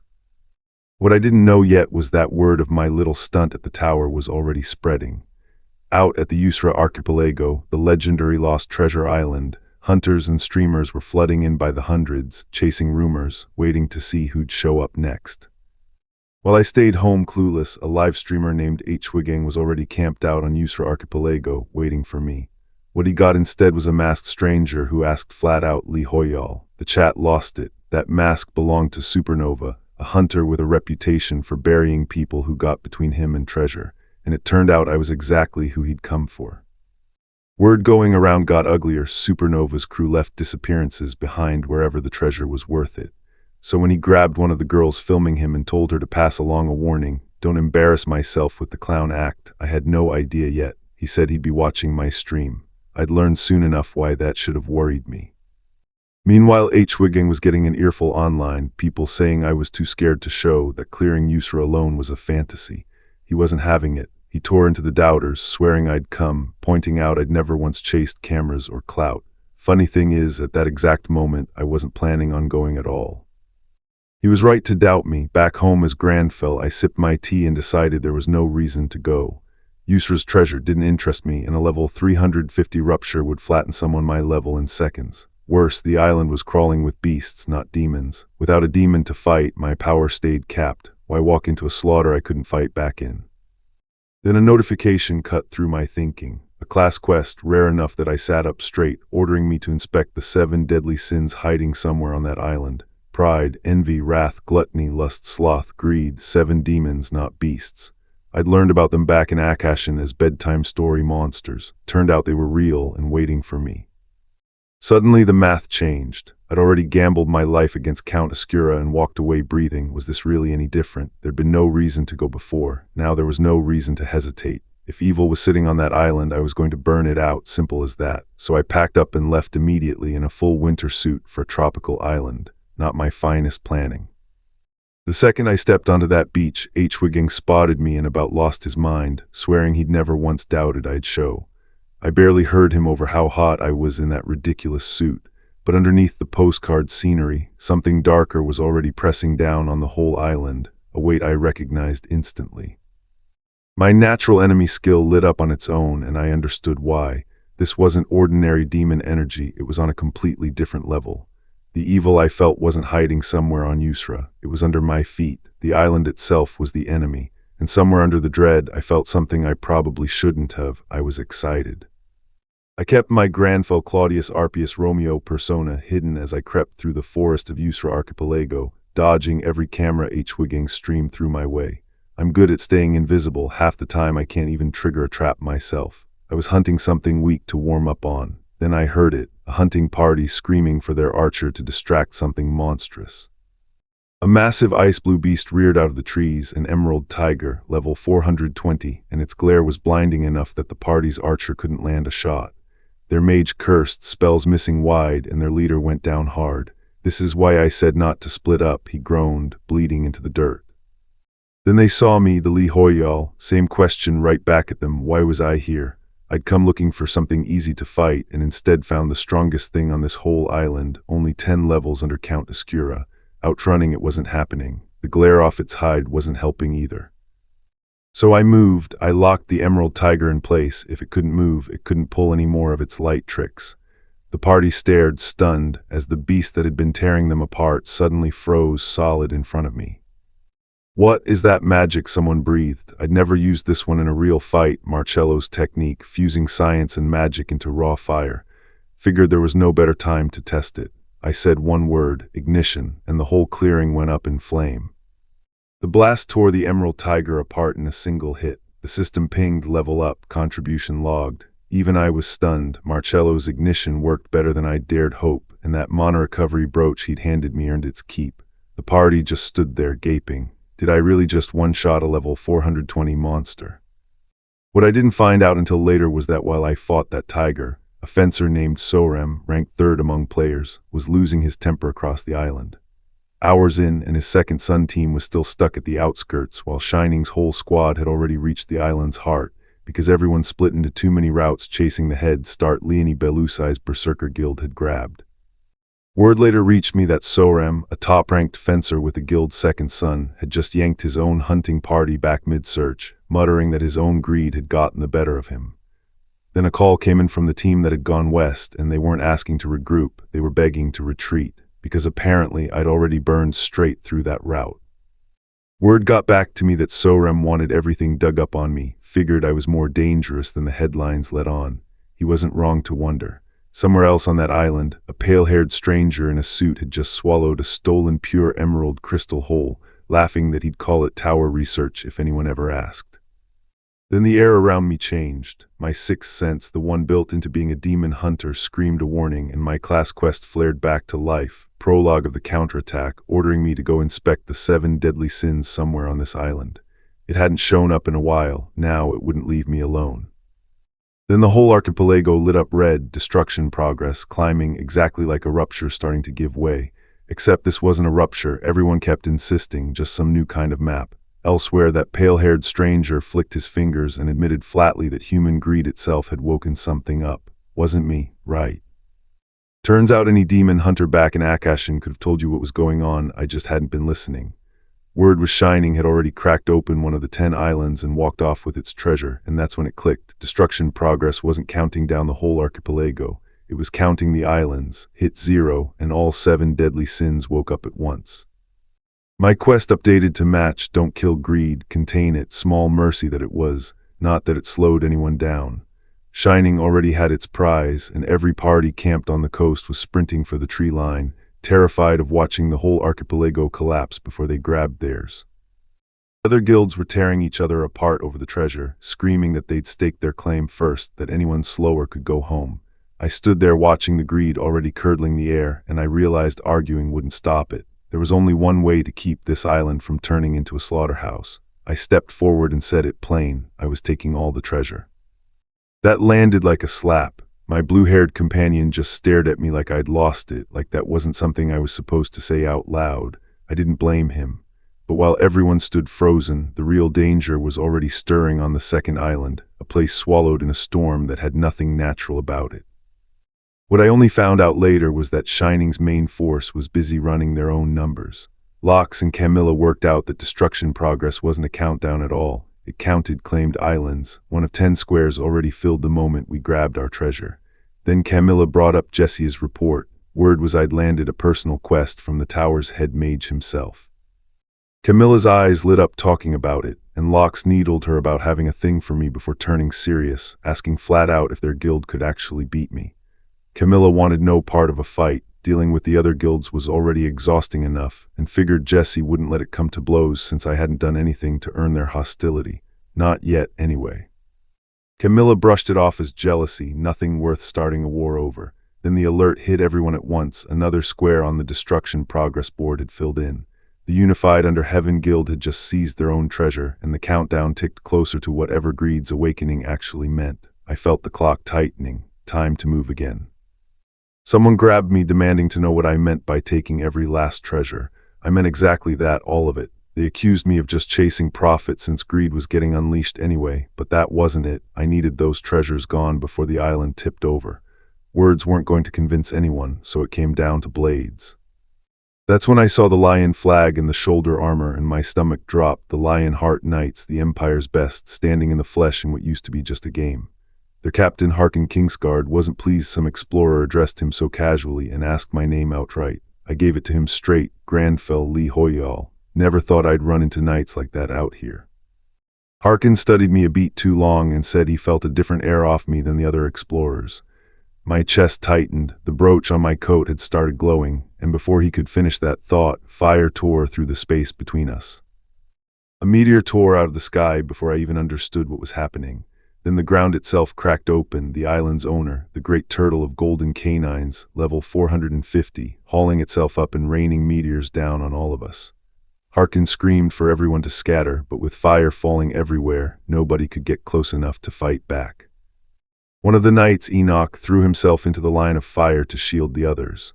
Harkin screamed at him to move, but the meteor landed before he could. I watched it come down right on top of him, and there was nothing left to do but watch the smoke clear. I didn't think it through, I just acted, throwing up a wall out of nowhere without so much as a chant, and it swallowed the blast whole. The knights stared at me like I'd sprouted a second head, stammering questions about how I'd done it. I didn't have an answer for them. This wasn't the moment for chit-chat. More meteors came, and I kept forcing that wall to its limit, but it was eating through my mana faster than I could afford. Push it any further, and I'd black out before the real fight even started. I needed to hold something back, which meant I needed the Lionheart Knights to carry me the rest of the way.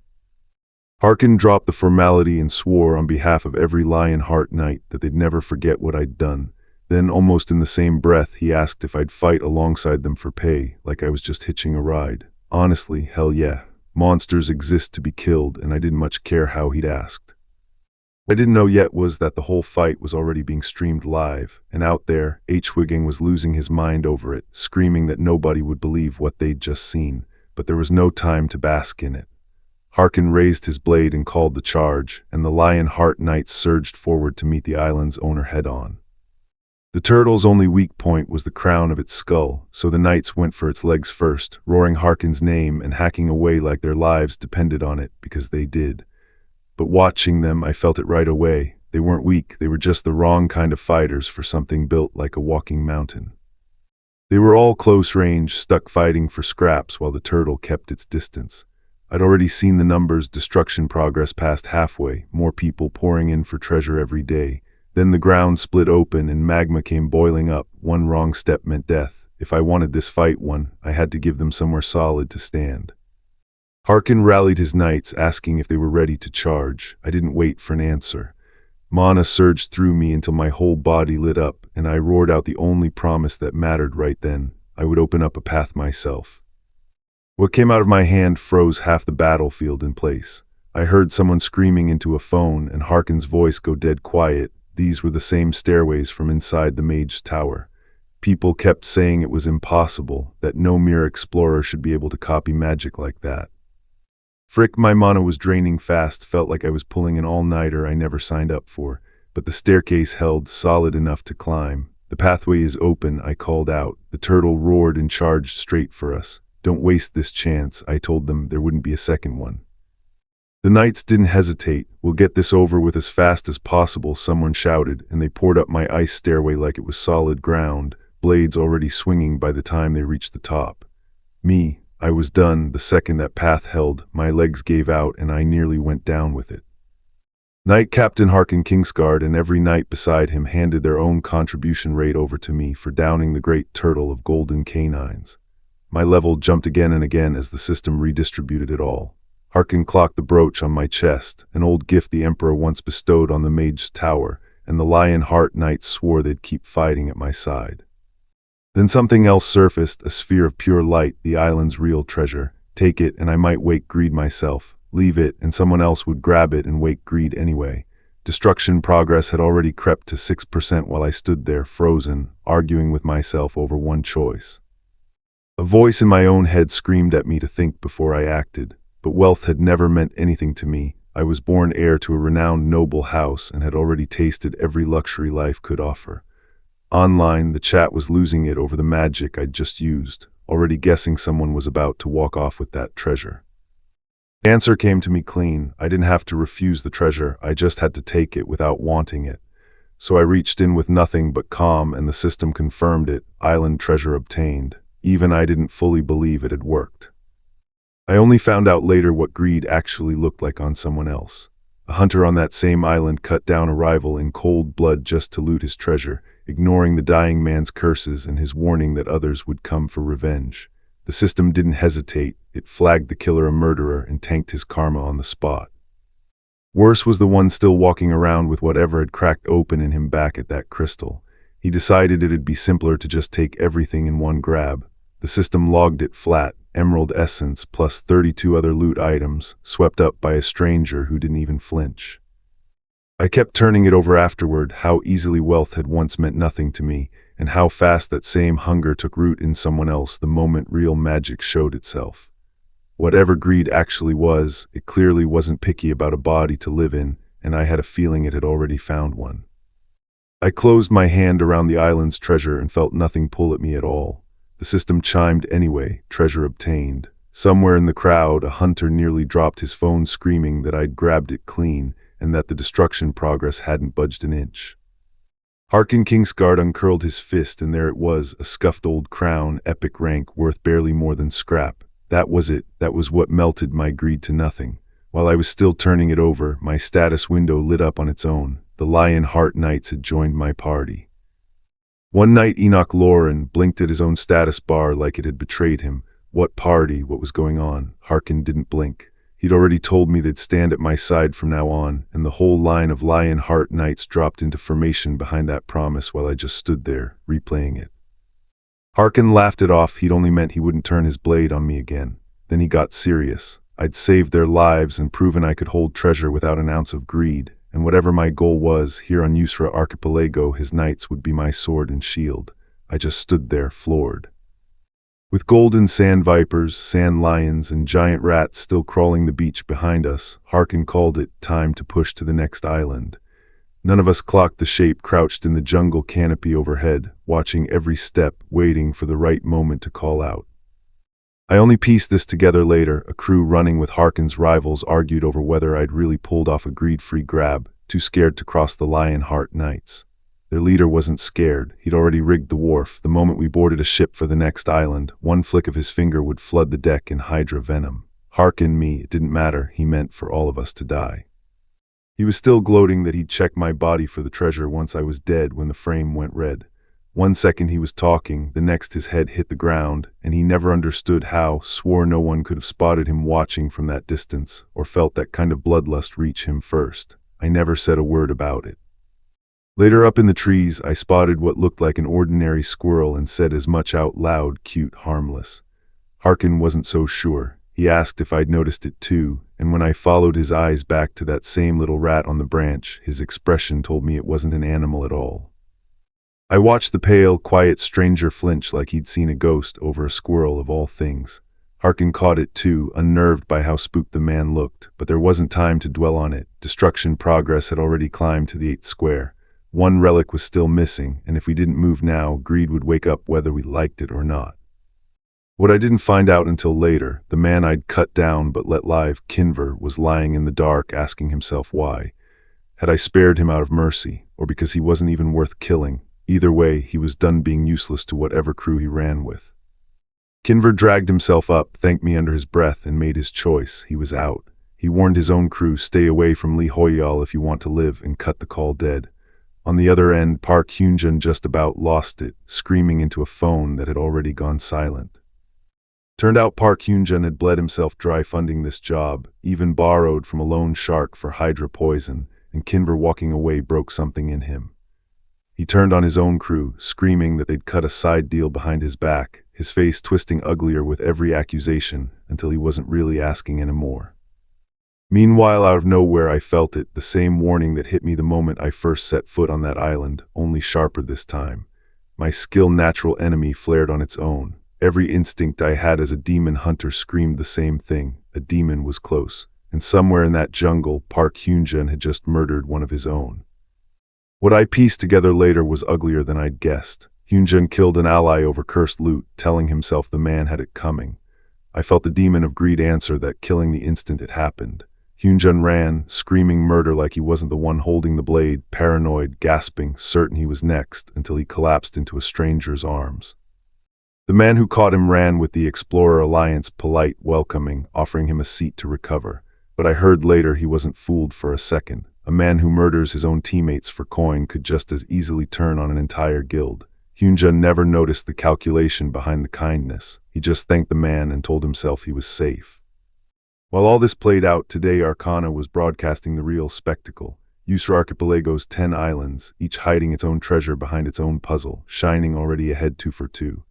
Guilds turned it into a blood feud, old rivals sniping over stolen claims, one hit-headed fighter screaming she'd kill someone, until every voice on that broadcast went dead silent. Something impossible had walked onto the field. What silenced them was the Lionheart Knights, the Empire's own elite, stepping onto an island no guild should ever see them defend. Nobody had witnessed them deployed like this before. Leading them was a man whose level alone matched their captain's, Harkin Kingsguard, over 500. The crowd didn't just stare, they panicked. Then the crowd saw who was walking in front of those knights, calm as anything, me, Lee Hoyal. They called it cheating, Imperial Knights just behind me. Word had already spread from the fight with Askura's forces, and rival guildmasters were quietly agreeing not to cross me. Funny thing was, underneath all that swagger, I was terrified one slip would show everyone I was just a fraud. Someone screamed my name in warning, and the ground itself tore open, lava ripping through the middle of our line. Out of that inferno rose the island's true master, the great lava koi, a level 420 monstrosity of molten scale. Everyone scrambled, screaming to gear up or die where they stood. A wall of lava blocked every ranged shot we tried. I could feel the heat scorching through the drone feed alone. Someone hissed at Teeman not to push too hard. All we could do was watch that molten curtain and wonder how anyone touched, let alone killed, a fish made of fire. I told them I was fine. I wasn't sure yet. Harkin Kingsguard came to me looking sick with guilt. He'd promised me a blade fit for this fight and had nothing that could get near that monster. I told him not to worry. I hadn't led the Lionheart Knights out here without a plan. Soram went rigid nearby, furious, like he'd already guessed what I meant to do. Why, I asked myself before I stopped asking. I opened my hand and let fire, water, and lightning answer instead, and the lava around us didn't just burn anymore, it obeyed me. Every eye on that battlefield locked onto me at once.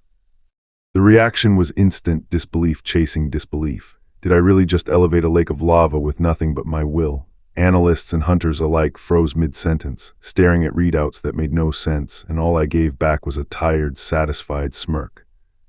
I held that whole molten sea hanging in the air with one hand, mana draining out of me fast, and called out half-joking, half-desperate, "Hearken, quit staring and get the koi already." I wasn't going to hold this forever. The crowd lost it, the lava's floating, someone stammered like they still didn't believe their own eyes. I'd cracked the monster's defenses wide open and cleared the path straight to it, and somewhere behind me, someone finally laughed like the fight was already won. I held the whole lake of lava suspended, mana draining out of me by the second, and Harkin didn't hesitate. Shining surged in behind him, charging in with fire and steel, and for one glorious second the path was open. Then the koi jumped clean out of the flames, trailing embers, and vanished into a fireball none of us saw coming. The koi wouldn't hold still, it kept leaping, dodging, threatening to drag this fight out forever. So I changed tactics. I cooled the lava midair into solid rock, then reshaped it into spears. Turning fire into stone was one thing, sharpening it into a killing edge should have broken every mana limit the system had on me. Harkin just stared at what I'd handed him, then he struck. One clean hit and the great lava koi finally went down. My knees nearly buckled from the mana I'd burned, but the win was worth every drop. Somewhere far off, an analyst watching the broadcast couldn't keep the shock off his face as the report came in. The island's owner was defeated, and the highest contribution rate belonged to me, Lee Hoyal, and the Lionheart Knights. That same analyst couldn't process it. How had I dropped a boss like that looking relaxed? Truth was I'd nearly emptied myself out, eyes rolling back from the mana I'd spent. The system didn't care, it handed over the island's treasure anyway, a glowing orb drifting into my palm. Word had me holding a treasure from another island. I figured this made two, then the orb just stopped. The destruction progress wasn't moving. That should have been impossible. Killing the island's owner was supposed to bring it down, not leave it dead still. Then it spiked, red and screaming. Yusra Archipelago had been claimed by greed again. My party did the math out loud. The treasure count didn't add up. There was one more out there, and whatever was radiating off it wasn't something I'd caused.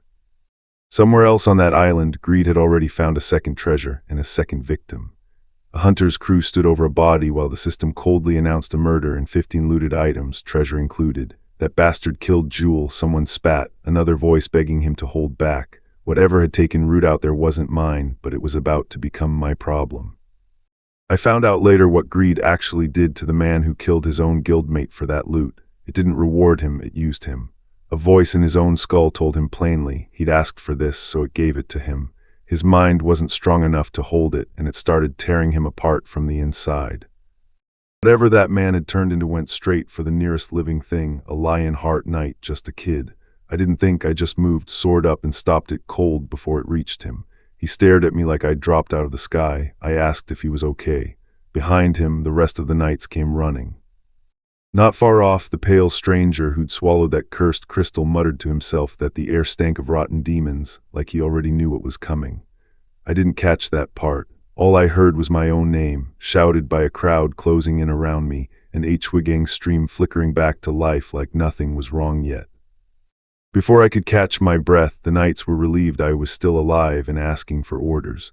Then the system pinged, a new class quest forming right in front of me. I told everyone to wait, and that's when the sky split open. Something enormous had just ignited across the whole island. Deadly evil right now, my thought echoed everyone else's around me. The second treasure, the one nobody had accounted for, was lighting up like a flare, and greed itself was corrupting it. I said no out loud before I even finished reading the quest. Hunt down greed's reincarnation before this island's destruction progress hit 100%. The countdown didn't wait for me to argue. The whole island lit up red from the ground to the sky, like the world itself had caught fire. Destruction had begun. Whatever greed was building down there, I was already running out of time to stop it. Elsewhere on the island, I learned later, someone was already paying for that treasure. A hand shot out of the dark and closed around a man before anyone could scream a warning. The others could only watch, frozen. Then the ground itself lurched, a shockwave that reached hunters far away, one of them staggering, demanding to know what had just hit him. The islands didn't just tremble, they started fusing into one right in front of us. Destruction had officially begun. Then, out of the middle of that merging wreckage, something started rising, and whatever it wasn't natural. What rose out of the wreckage was a castle, solid gold, gleaming across the whole island. For a second I thought we'd stumbled onto treasure.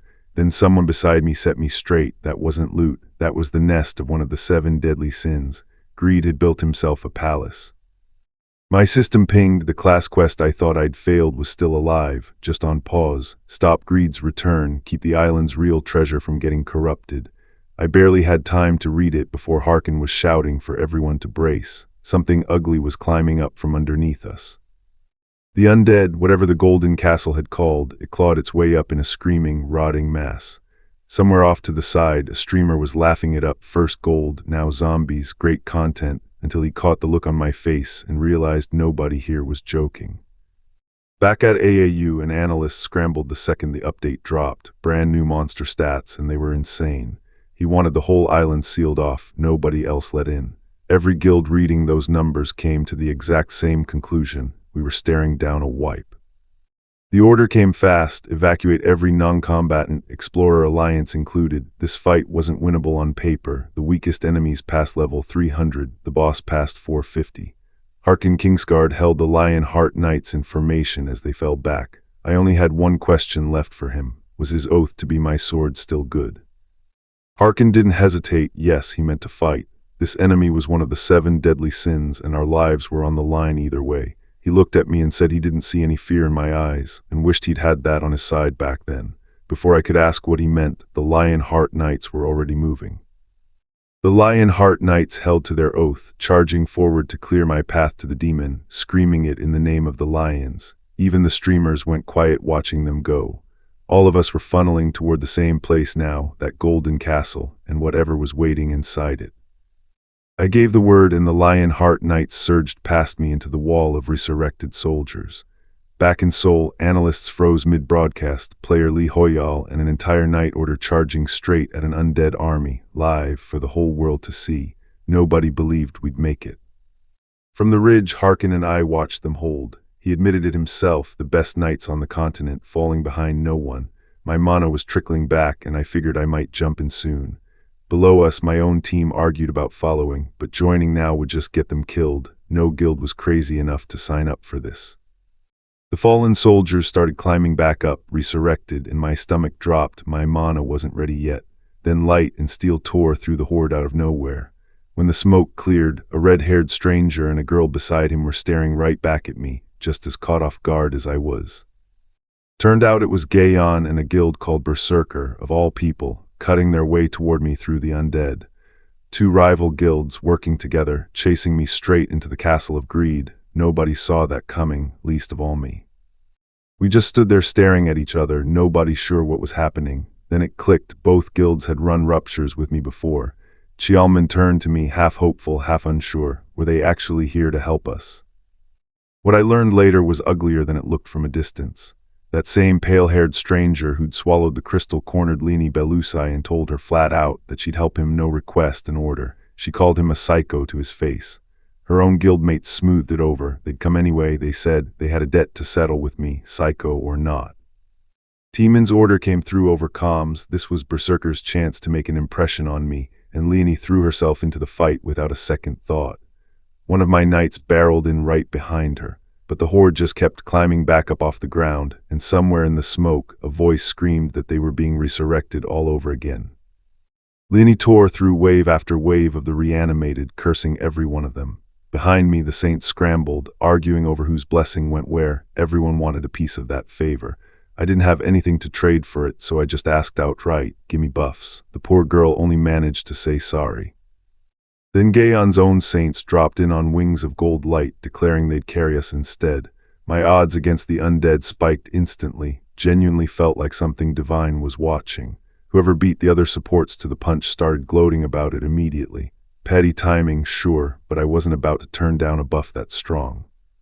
With the blessings actually landing, the fight turned. Leni charged back in screaming to finish them all, then peeled off just long enough to ask what buff I wanted. Protection, a blessing, take your pick. I turned her down flat. I never believed in anything as stupid as a god, and getting saved by one now wasn't going to change that. Somewhere in the chaos, I just wanted the shrieking to stop for 1 second. What I only found out later was that Harkin, holding his own line miles off, was breaking down at the exact same moment, soaked in sweat, staring down another wave, quietly admitting to himself that he didn't believe in God anymore either. Someone screamed at him to back off, that it was too dangerous. Harkin just said right and kept walking forward anyway. Whatever tore loose in that instant sent his own men screaming his name, begging their captain to stop. He didn't stop. He'd made a promise to his king once, and it mattered more than his own life. The memory driving him was simple.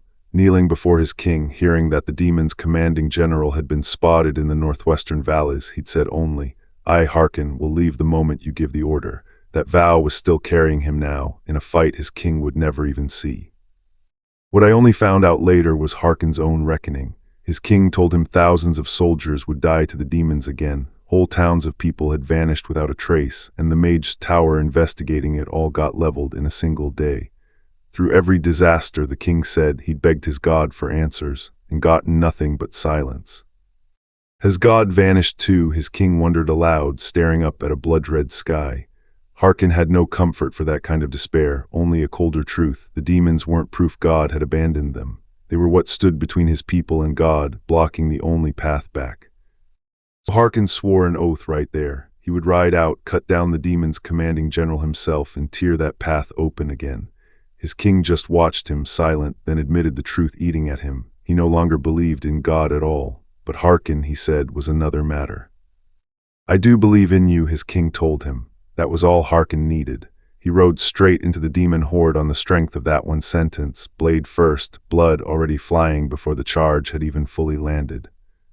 "Charge forward," Harkin screamed at his own soaked, bloodied men. "His Majesty is waiting, do not fall." Then the commanding general itself dropped in front of him, a demon built like a nightmare, snarling that killing Harkin here would end it all. Harkin didn't flinch. "I'm going to kill you," he swore right back. Too late, his king went down anyway, bloodied and beyond saving, the vow arriving one breath too slow. That memory still had its grip on Harkin when he snapped back to the present, just in time to catch a burst of raw blue force ripping across the battlefield. Mine, even he had no idea what he was looking at. The second my power tore through the castle, Harkin went rigid beside me, screaming no like he'd been struck. I didn't know it yet, but that flash had cracked something open in his head. Old demons breaking through, his own knights fighting for their lives, and one thought driving him, get back to his king. In his memory, Harkin finally found the one he'd been searching for, his king, bathed in white light. He dropped to his knees, voice breaking. He'd wandered the whole kingdom trying to get back, only to find his king had been right there the entire time. His men knelt around him, apologizing for arriving late to their king, and Harkin rose glowing red, swearing he'd be that king's sword and cut down every last enemy for him. Except the face he was kneeling to wasn't some dead king's, it was mine. All I could get out was, "Ha, Harkin." And when I didn't answer fast enough, he actually looked hurt. "You promised you'd be my sword," he said, dead serious, like he really believed it. Off to the side, somebody just muttered, "Oopsie." The rest of the team just stared. "Is the captain okay? What's wrong with him? Somebody go smack some sense into him." Somebody finally called it, not possession, a status abnormality, and depending how bad it hit, that could be worse than getting possessed outright. Steel flashed my way and Timon's fist cracked into it first, stopping the blade cold, then he was in my face, roaring to know if I was hurt. Behind him, Harkin just blinked, dazed, like he'd surfaced from somewhere else entirely. Whatever had gripped him, it was finally letting go. Timon caught his breath and chewed me out for pushing myself too far, like I hadn't just watched his fist stop a blade meant for my throat. My mind kept replaying that flash of near death, but that wasn't really why my heart was still hammering. It was Harkin. He was still swinging, and now he'd turned that madness on his own knights, screaming that Jessica White and Enoch Lauren were demons wearing his allies' faces. "Speak no more," he snarled and cut through the air where they'd been standing. I barely had a second to process it before a flash of light tore through the chaos, and then someone was screaming for all of us to get clear, because whatever Harkin had just unleashed was heading straight for us. Above us, someone bellowed, and I looked up just in time to see Harkin drop out of the sky, blade wrapped in that sick crimson light. He didn't care who was underneath him anymore. The strike came down and caught 3 of our own dead in the blast. The blast tore the ground open. Through the smoke I heard Harkin howling, not triumph, just raw agony, like some part of him was still fighting the thing wearing his body. I couldn't just watch that anymore. I threw myself into the light and went after him. My magic slammed into his blade and held, just barely, and for 1 second I saw him underneath all that red haze, still screaming, still trying to claw free of whatever had hollowed him out. Then the whole clash detonated and the world went white. When the dust settled, half the battlefield was rubble. Someone coughed and crawled out from under a slab of broken stone. "Are you okay?" a voice called out. "I just fell," came the reply, which, given everything that had just happened, was honestly the best news any of us could have asked for. Voices rose everywhere, hunters pinned under debris, someone shouting for a healer. Jessica dragged herself up. "Fine," she said, but sick with worry over Enoch. Off to the side, Harkin just knelt there, hating himself, a disaster wearing a captain's armor. One by one we found each other, battered but breathing, and limped away from what was left of the fight. I raised my hand and Harkin's fist just stopped, mid-swing, frozen, like the air itself grabbed him from me. Someone screamed. The knights around us stared like I'd broken physics. Truth was, I didn't know how I'd done it either. I was too busy panicking to feel proud. "What are you?" he demanded. "Dunno, man," I said, which was somehow both a lie and completely true. He wasn't seeing me, he was seeing straight through the fog of demons clouding his mind, and he couldn't explain how. Then he turned that suspicion into a blade. "Reveal yourself or die." I froze, too stunned to answer, and that silence was almost the end of me. So I reached out and showed him the one thing I had, the brooch the lion heart knights had sworn themselves to. His eyes went wide. He remembered it, kneeling before me on that island, vowing to be my sword. And just like that, something in his stare came back online. Was he really back? I put both hands up, empty. "I'm not holding any weapons. I'm your friend. Let's be friends." The relief nearly knocked me over. Then a system window pinged behind my eyes. Exorcism ritual had leveled up, a new feature unlocked. Had that actually been what saved him? Harkin just stared at me, speechless. That relief lasted about 2 seconds. Someone screamed my name, "Look out," and the ground behind me tore open in fire. I spun around, half expecting Harkin again. Instead, I found a face I didn't recognize, bloodied and grinning through wild hair, already closing the distance. The blast yanked me straight out of the fight and into some kind of throne room built from shadow. That wasn't Yusra anymore. I'd been pulled inside his head, and the hunched shape on that throne turned into a face I recognized instantly. One of the 7 deadly sins. All he said, quiet and almost sad, was that he'd only ever wanted to protect his kingdom. What I saw next was his memory, a kingdom buried in jewels, ruled by a people who shared everything and asked for nothing back. Then a stranger washed up half dead on their beach, and out of pure kindness they nursed him back to health. His thanks, he came back with an army and burned that whole kingdom to ash. Their king demanded to know why. They'd have shared every jewel in the treasury, no blood needed to spill. The stranger just laughed in his face. "Why give anything away," he said, "when he could simply steal it all?" That one ugly thought, that greed beat trust every time, is what hollowed him into the demon looming over me right now. Back in my own body, that same hunger was still screaming, mine, all of it, this island, this ocean, this sky. I couldn't resist needling him. I told him he was being awfully dramatic over pocket change, coming from a man worth $1 trillion. That shut him up for exactly 1 second, right before he detonated into raw demonic rage. I hit him with the one truth greed never wants to hear, that wealth means nothing, and the only thing nobody can ever steal is the pride in your own chest. That landed harder than any spell could have. When the dust settled, my knights were already sprinting toward me, panicking that I'd just taken on a demon alone. While everyone fussed over me, I quietly turned my attention somewhere else, the palace's own foundation. I figured I'd just interfere, a tiny bit, barely anything at all. Families across the country stared at their screens as an entire palace came down in seconds flat. My own people looked at me like I'd turned into something inhuman. My mana ran completely dry right after small mercy. At least I stayed conscious. Then out of nowhere, someone else's voice rang out, calling Greed to show himself again, and something that should have stayed dead stirred anyway. Greed didn't stay down. He rose again, screaming that our fallen soldiers meant nothing next to his gold, ripping the battlefield apart to prove it. Then I was standing right in front of him, the pale-haired stranger himself, roaring that I dared touch his palace, his wealth. He froze. "You, a human." He hadn't expected me back so soon. Greed lunged for everyone at once, vowing to swallow us whole and chain us to his treasure forever. One of my own buckled under the curse, gasping that he couldn't breathe, ready to die rather than serve as Greed's guard. That's when I stepped forward and shouted that enough was enough. Every head turned toward me. He demanded to know how I'd broken his mind domination, snarling that he was the cardinal sin itself. I told him the truth. He wasn't greed anymore, not really. My class's hidden skill, exorcism ritual, let me offer up the vampire count's orb and reach past the demon into what was underneath. I called out to it directly, "Wake up, last king of the Yusra kingdom." I told him it was time to correct his mistakes and drove everything I had straight into him. He laughed it off, sure an attack that slow could never land, then the laughter just stopped. "I see," he said, quiet now. "My palace has already fallen." One last whispered word and the whole sky went white. The blast rolled out over everything. From what I heard after, the crowd was screaming that I'd actually pulled it off, that Lee Hoyal just didn't know how to stop.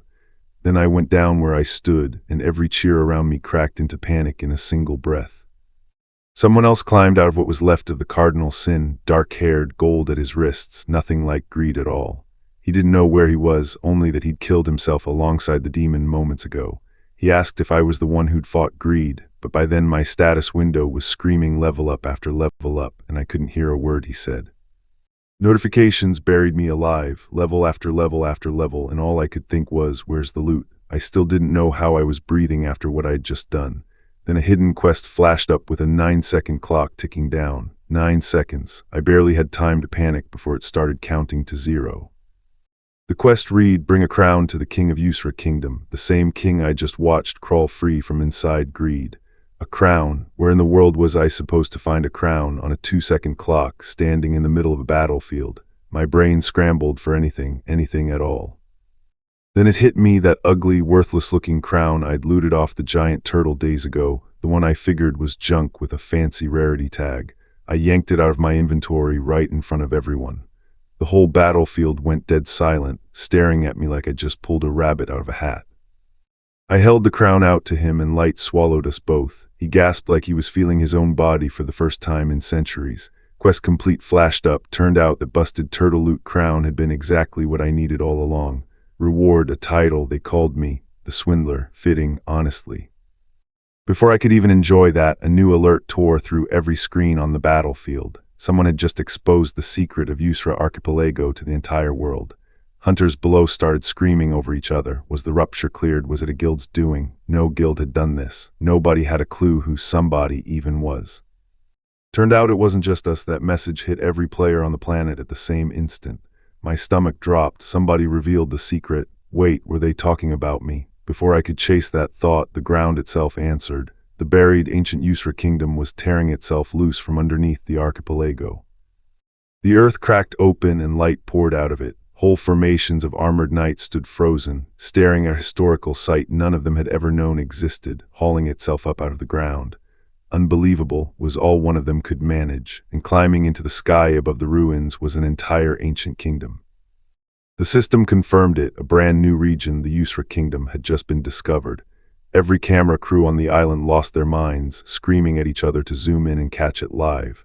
And when their lens finally swung around, it landed square on me, standing there just as stunned as everyone else. I'd barely caught my breath when the man I just saved sank to his knees in front of the whole battlefield. Yusra Kingdom's last king, Hakuna, thanked me as its savior while the system flooded my screen. Reputation maxed, a new authority feature unlocked. The crowd had no idea what to make of it. Then he turned and asked for my name. "I am Lee Hoyal," I said, plain and casual, and the crowd nearly caught fire hissing about manners. So I said it again, full formal courtesy. Hakuna just nodded, solemn. "Your name will be remembered for generations to come. No pressure or anything." Hakuna remembered every word I'd said to him back when I was still trapped inside greed. "It's time to correct your mistakes."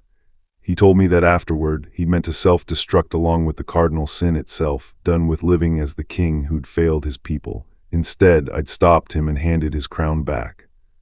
I could see it eating at him. What did I actually want from him? He'd wiped out his own people over one mistake. There wasn't much left worth salvaging, or so he thought. Meanwhile, I'd later learn, halfway across the world a guildmaster was sprinting for his life, screaming at his own men to stop whining and run faster.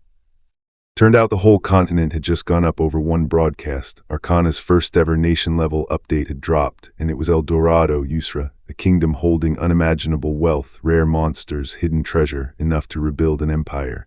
That guildmaster had begged his people to move on it once before and lost his nerve. Not this time. Standing there with Hakuna, I found myself thinking he'd made the right call, wanting to rebuild the Yusra kingdom. He said it half out loud, hoping reconstruct it. Was that even possible? Then the doubt crept straight back in. Who would follow a king who'd already turned his back on his own people once? That depends on how you do it from here, I told him. To earn back your pride, to make up for your mistakes, I'll help you. He went quiet, stunned, like I'd read his mind, and right on cue, the system agreed with me too. A hidden quest lit up, Yusra Kingdom, urging him to rebuild and reclaim his pride. Conditions unknown. Hakuna barely got "as you wish, I will" out before the crowd erupted. Word was already spreading that Yusra would be rebuilt, and guild reps shoved forward to stake their claim. Loudest of all was a hunter named Shrake, swearing his guild's second son would throw everything they had behind it. Nobody around us believed a word of it. Shrake didn't waste time, grabbed my hand, pumped it hard, told me all of Second Son were fans of mine, harmless enough. Then the mood just curdled. I felt it before I understood it, and from the look on everyone's faces around us, something had gone very wrong. I watched the color drain out of Shrake's face. He felt the shift a half-second late, sweat breaking out, muttering that the atmosphere had gone strange. Then he was cursing under his breath, panicking that he'd offended someone without even knowing what he'd done. I hadn't even noticed I'd cleared the whole plaza. 1 second Shrake was pumping my hand, the next everyone had backed off into dead silence. Someone in the crowd snapped that he was the rude one, that he'd just been iced out completely. Shrake stood there stammering, mortified, and I still had no idea what I'd done. Turned out Shrake was having a meltdown right next to me, muttering he shouldn't have grabbed my hand, that of course he was wrecked after watching me level a palace and burn through an exorcism ritual. He composed himself, introduced himself properly. Shrake, ranked 7th in the world, then pivoted straight past me to King Hakuna. I have an offer for you. While Harkin made headlines for turning down any reward and choosing to stay on in Yusra Kingdom, the story that actually went viral was Shrake's. Shrake, treated as if he's invisible, hit every feed by evening, and strangers were doubled over laughing about it in cafes I'd never set foot in. Somebody dug up Shrake's old posts and dragged them back into the light, cringy, self-pitying stuff from years back, and the internet tore him apart all over again. Turned out it wasn't random. Over at Gaon, Timon's people were toasting the whole meltdown like they'd planned it themselves. Maybe they had. Back home, my sister about crushed my ribs hugging me, too proud to speak straight. When she leaned in for a joke kiss, I shut that down fast. But when people asked why guildmasters like Shrake kept throwing themselves at Yusra, I gave it to them straight. It was the first kingdom-scale update Arcana had ever produced, sitting on resources that made its future worth a fortune. The second I stepped outside, hunters and guild reps swarmed me, screaming my name, begging for a slot on the Yusra reconstruction quest. Bodies collided, fists nearly flew over who'd get closest to me. I ducked out mid-chaos, and by the time they realized I was gone, I was already 3 blocks clear in my suit, alone. I was exhausted. Dealing with that mob wasn't worth it, so I figured I'd slip off to Marcello's lab in the Mage's Tower instead. Then a voice called my name, and I nearly jumped out of my skin. Jessie Hennis, the world's 4th-ranked player, had been waiting for me the whole time. For a second, I genuinely thought she was a ghost. Jessie insisted on teaching me proper Korean manners, step by step, no hat before elders, hands together, a respectful bow. Then she killed the formality dead by chirping "How are you?" with a little heart tacked on the end. I just stood there, completely floored by how much energy this girl had. "How polite," I muttered. "I'm tired." She rambled about rocket shipping not reaching the Mage's Tower, some joke I didn't get and honestly didn't have the energy for.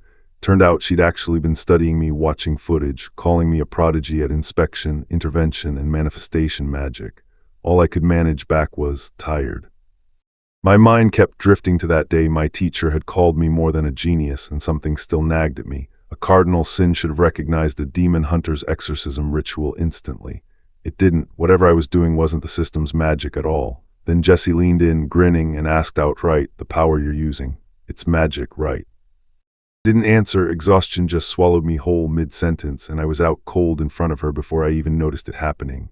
When I came to, she was gone, only a note left behind: "I'll be back next time. P.S. Your hair's getting in your eyes." I'd fallen asleep on a girl I'd just met. Real smooth of me.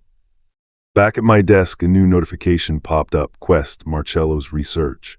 I'd been wondering why the tower had gone quiet. Marcello had handed me this position out of nowhere, no test, nothing, and I figured something like this had to come eventually. Just not today, while I was this dead on my feet. Then a knock came at the door. It was Marcello. Marcello burst into my office before I could even get a word out, saying he had something urgent to tell me. Turned out he already knew exactly why I was there. I needed to prove myself, prove this magic of mine was real. I started apologizing, worried my shaky reputation was dragging his name down too. He just waved it off. "It's not you that's lacking," he said. "It's my sleep." Marcello wasn't asking permission, he was already moving. "If they don't believe in me," he said, "I'll just make them believe." So he called in the senior mages themselves, and that's how I ended up in front of the Academic Society's Council and Belia Yusha, the School of Healing's senior mage. She looked me over once and delivered her verdict. Impossible to prove I was ever qualified. Belia Yusha and two other senior mages locked that room down with a 3-tier ceiling spell, layers strong enough that no one outtranking them would ever even find the door, let alone open it. Marcello just grinned at the challenge. "You won't be able to enter this room," he told me, "let alone find it in the first place." Then he walked off alone toward it.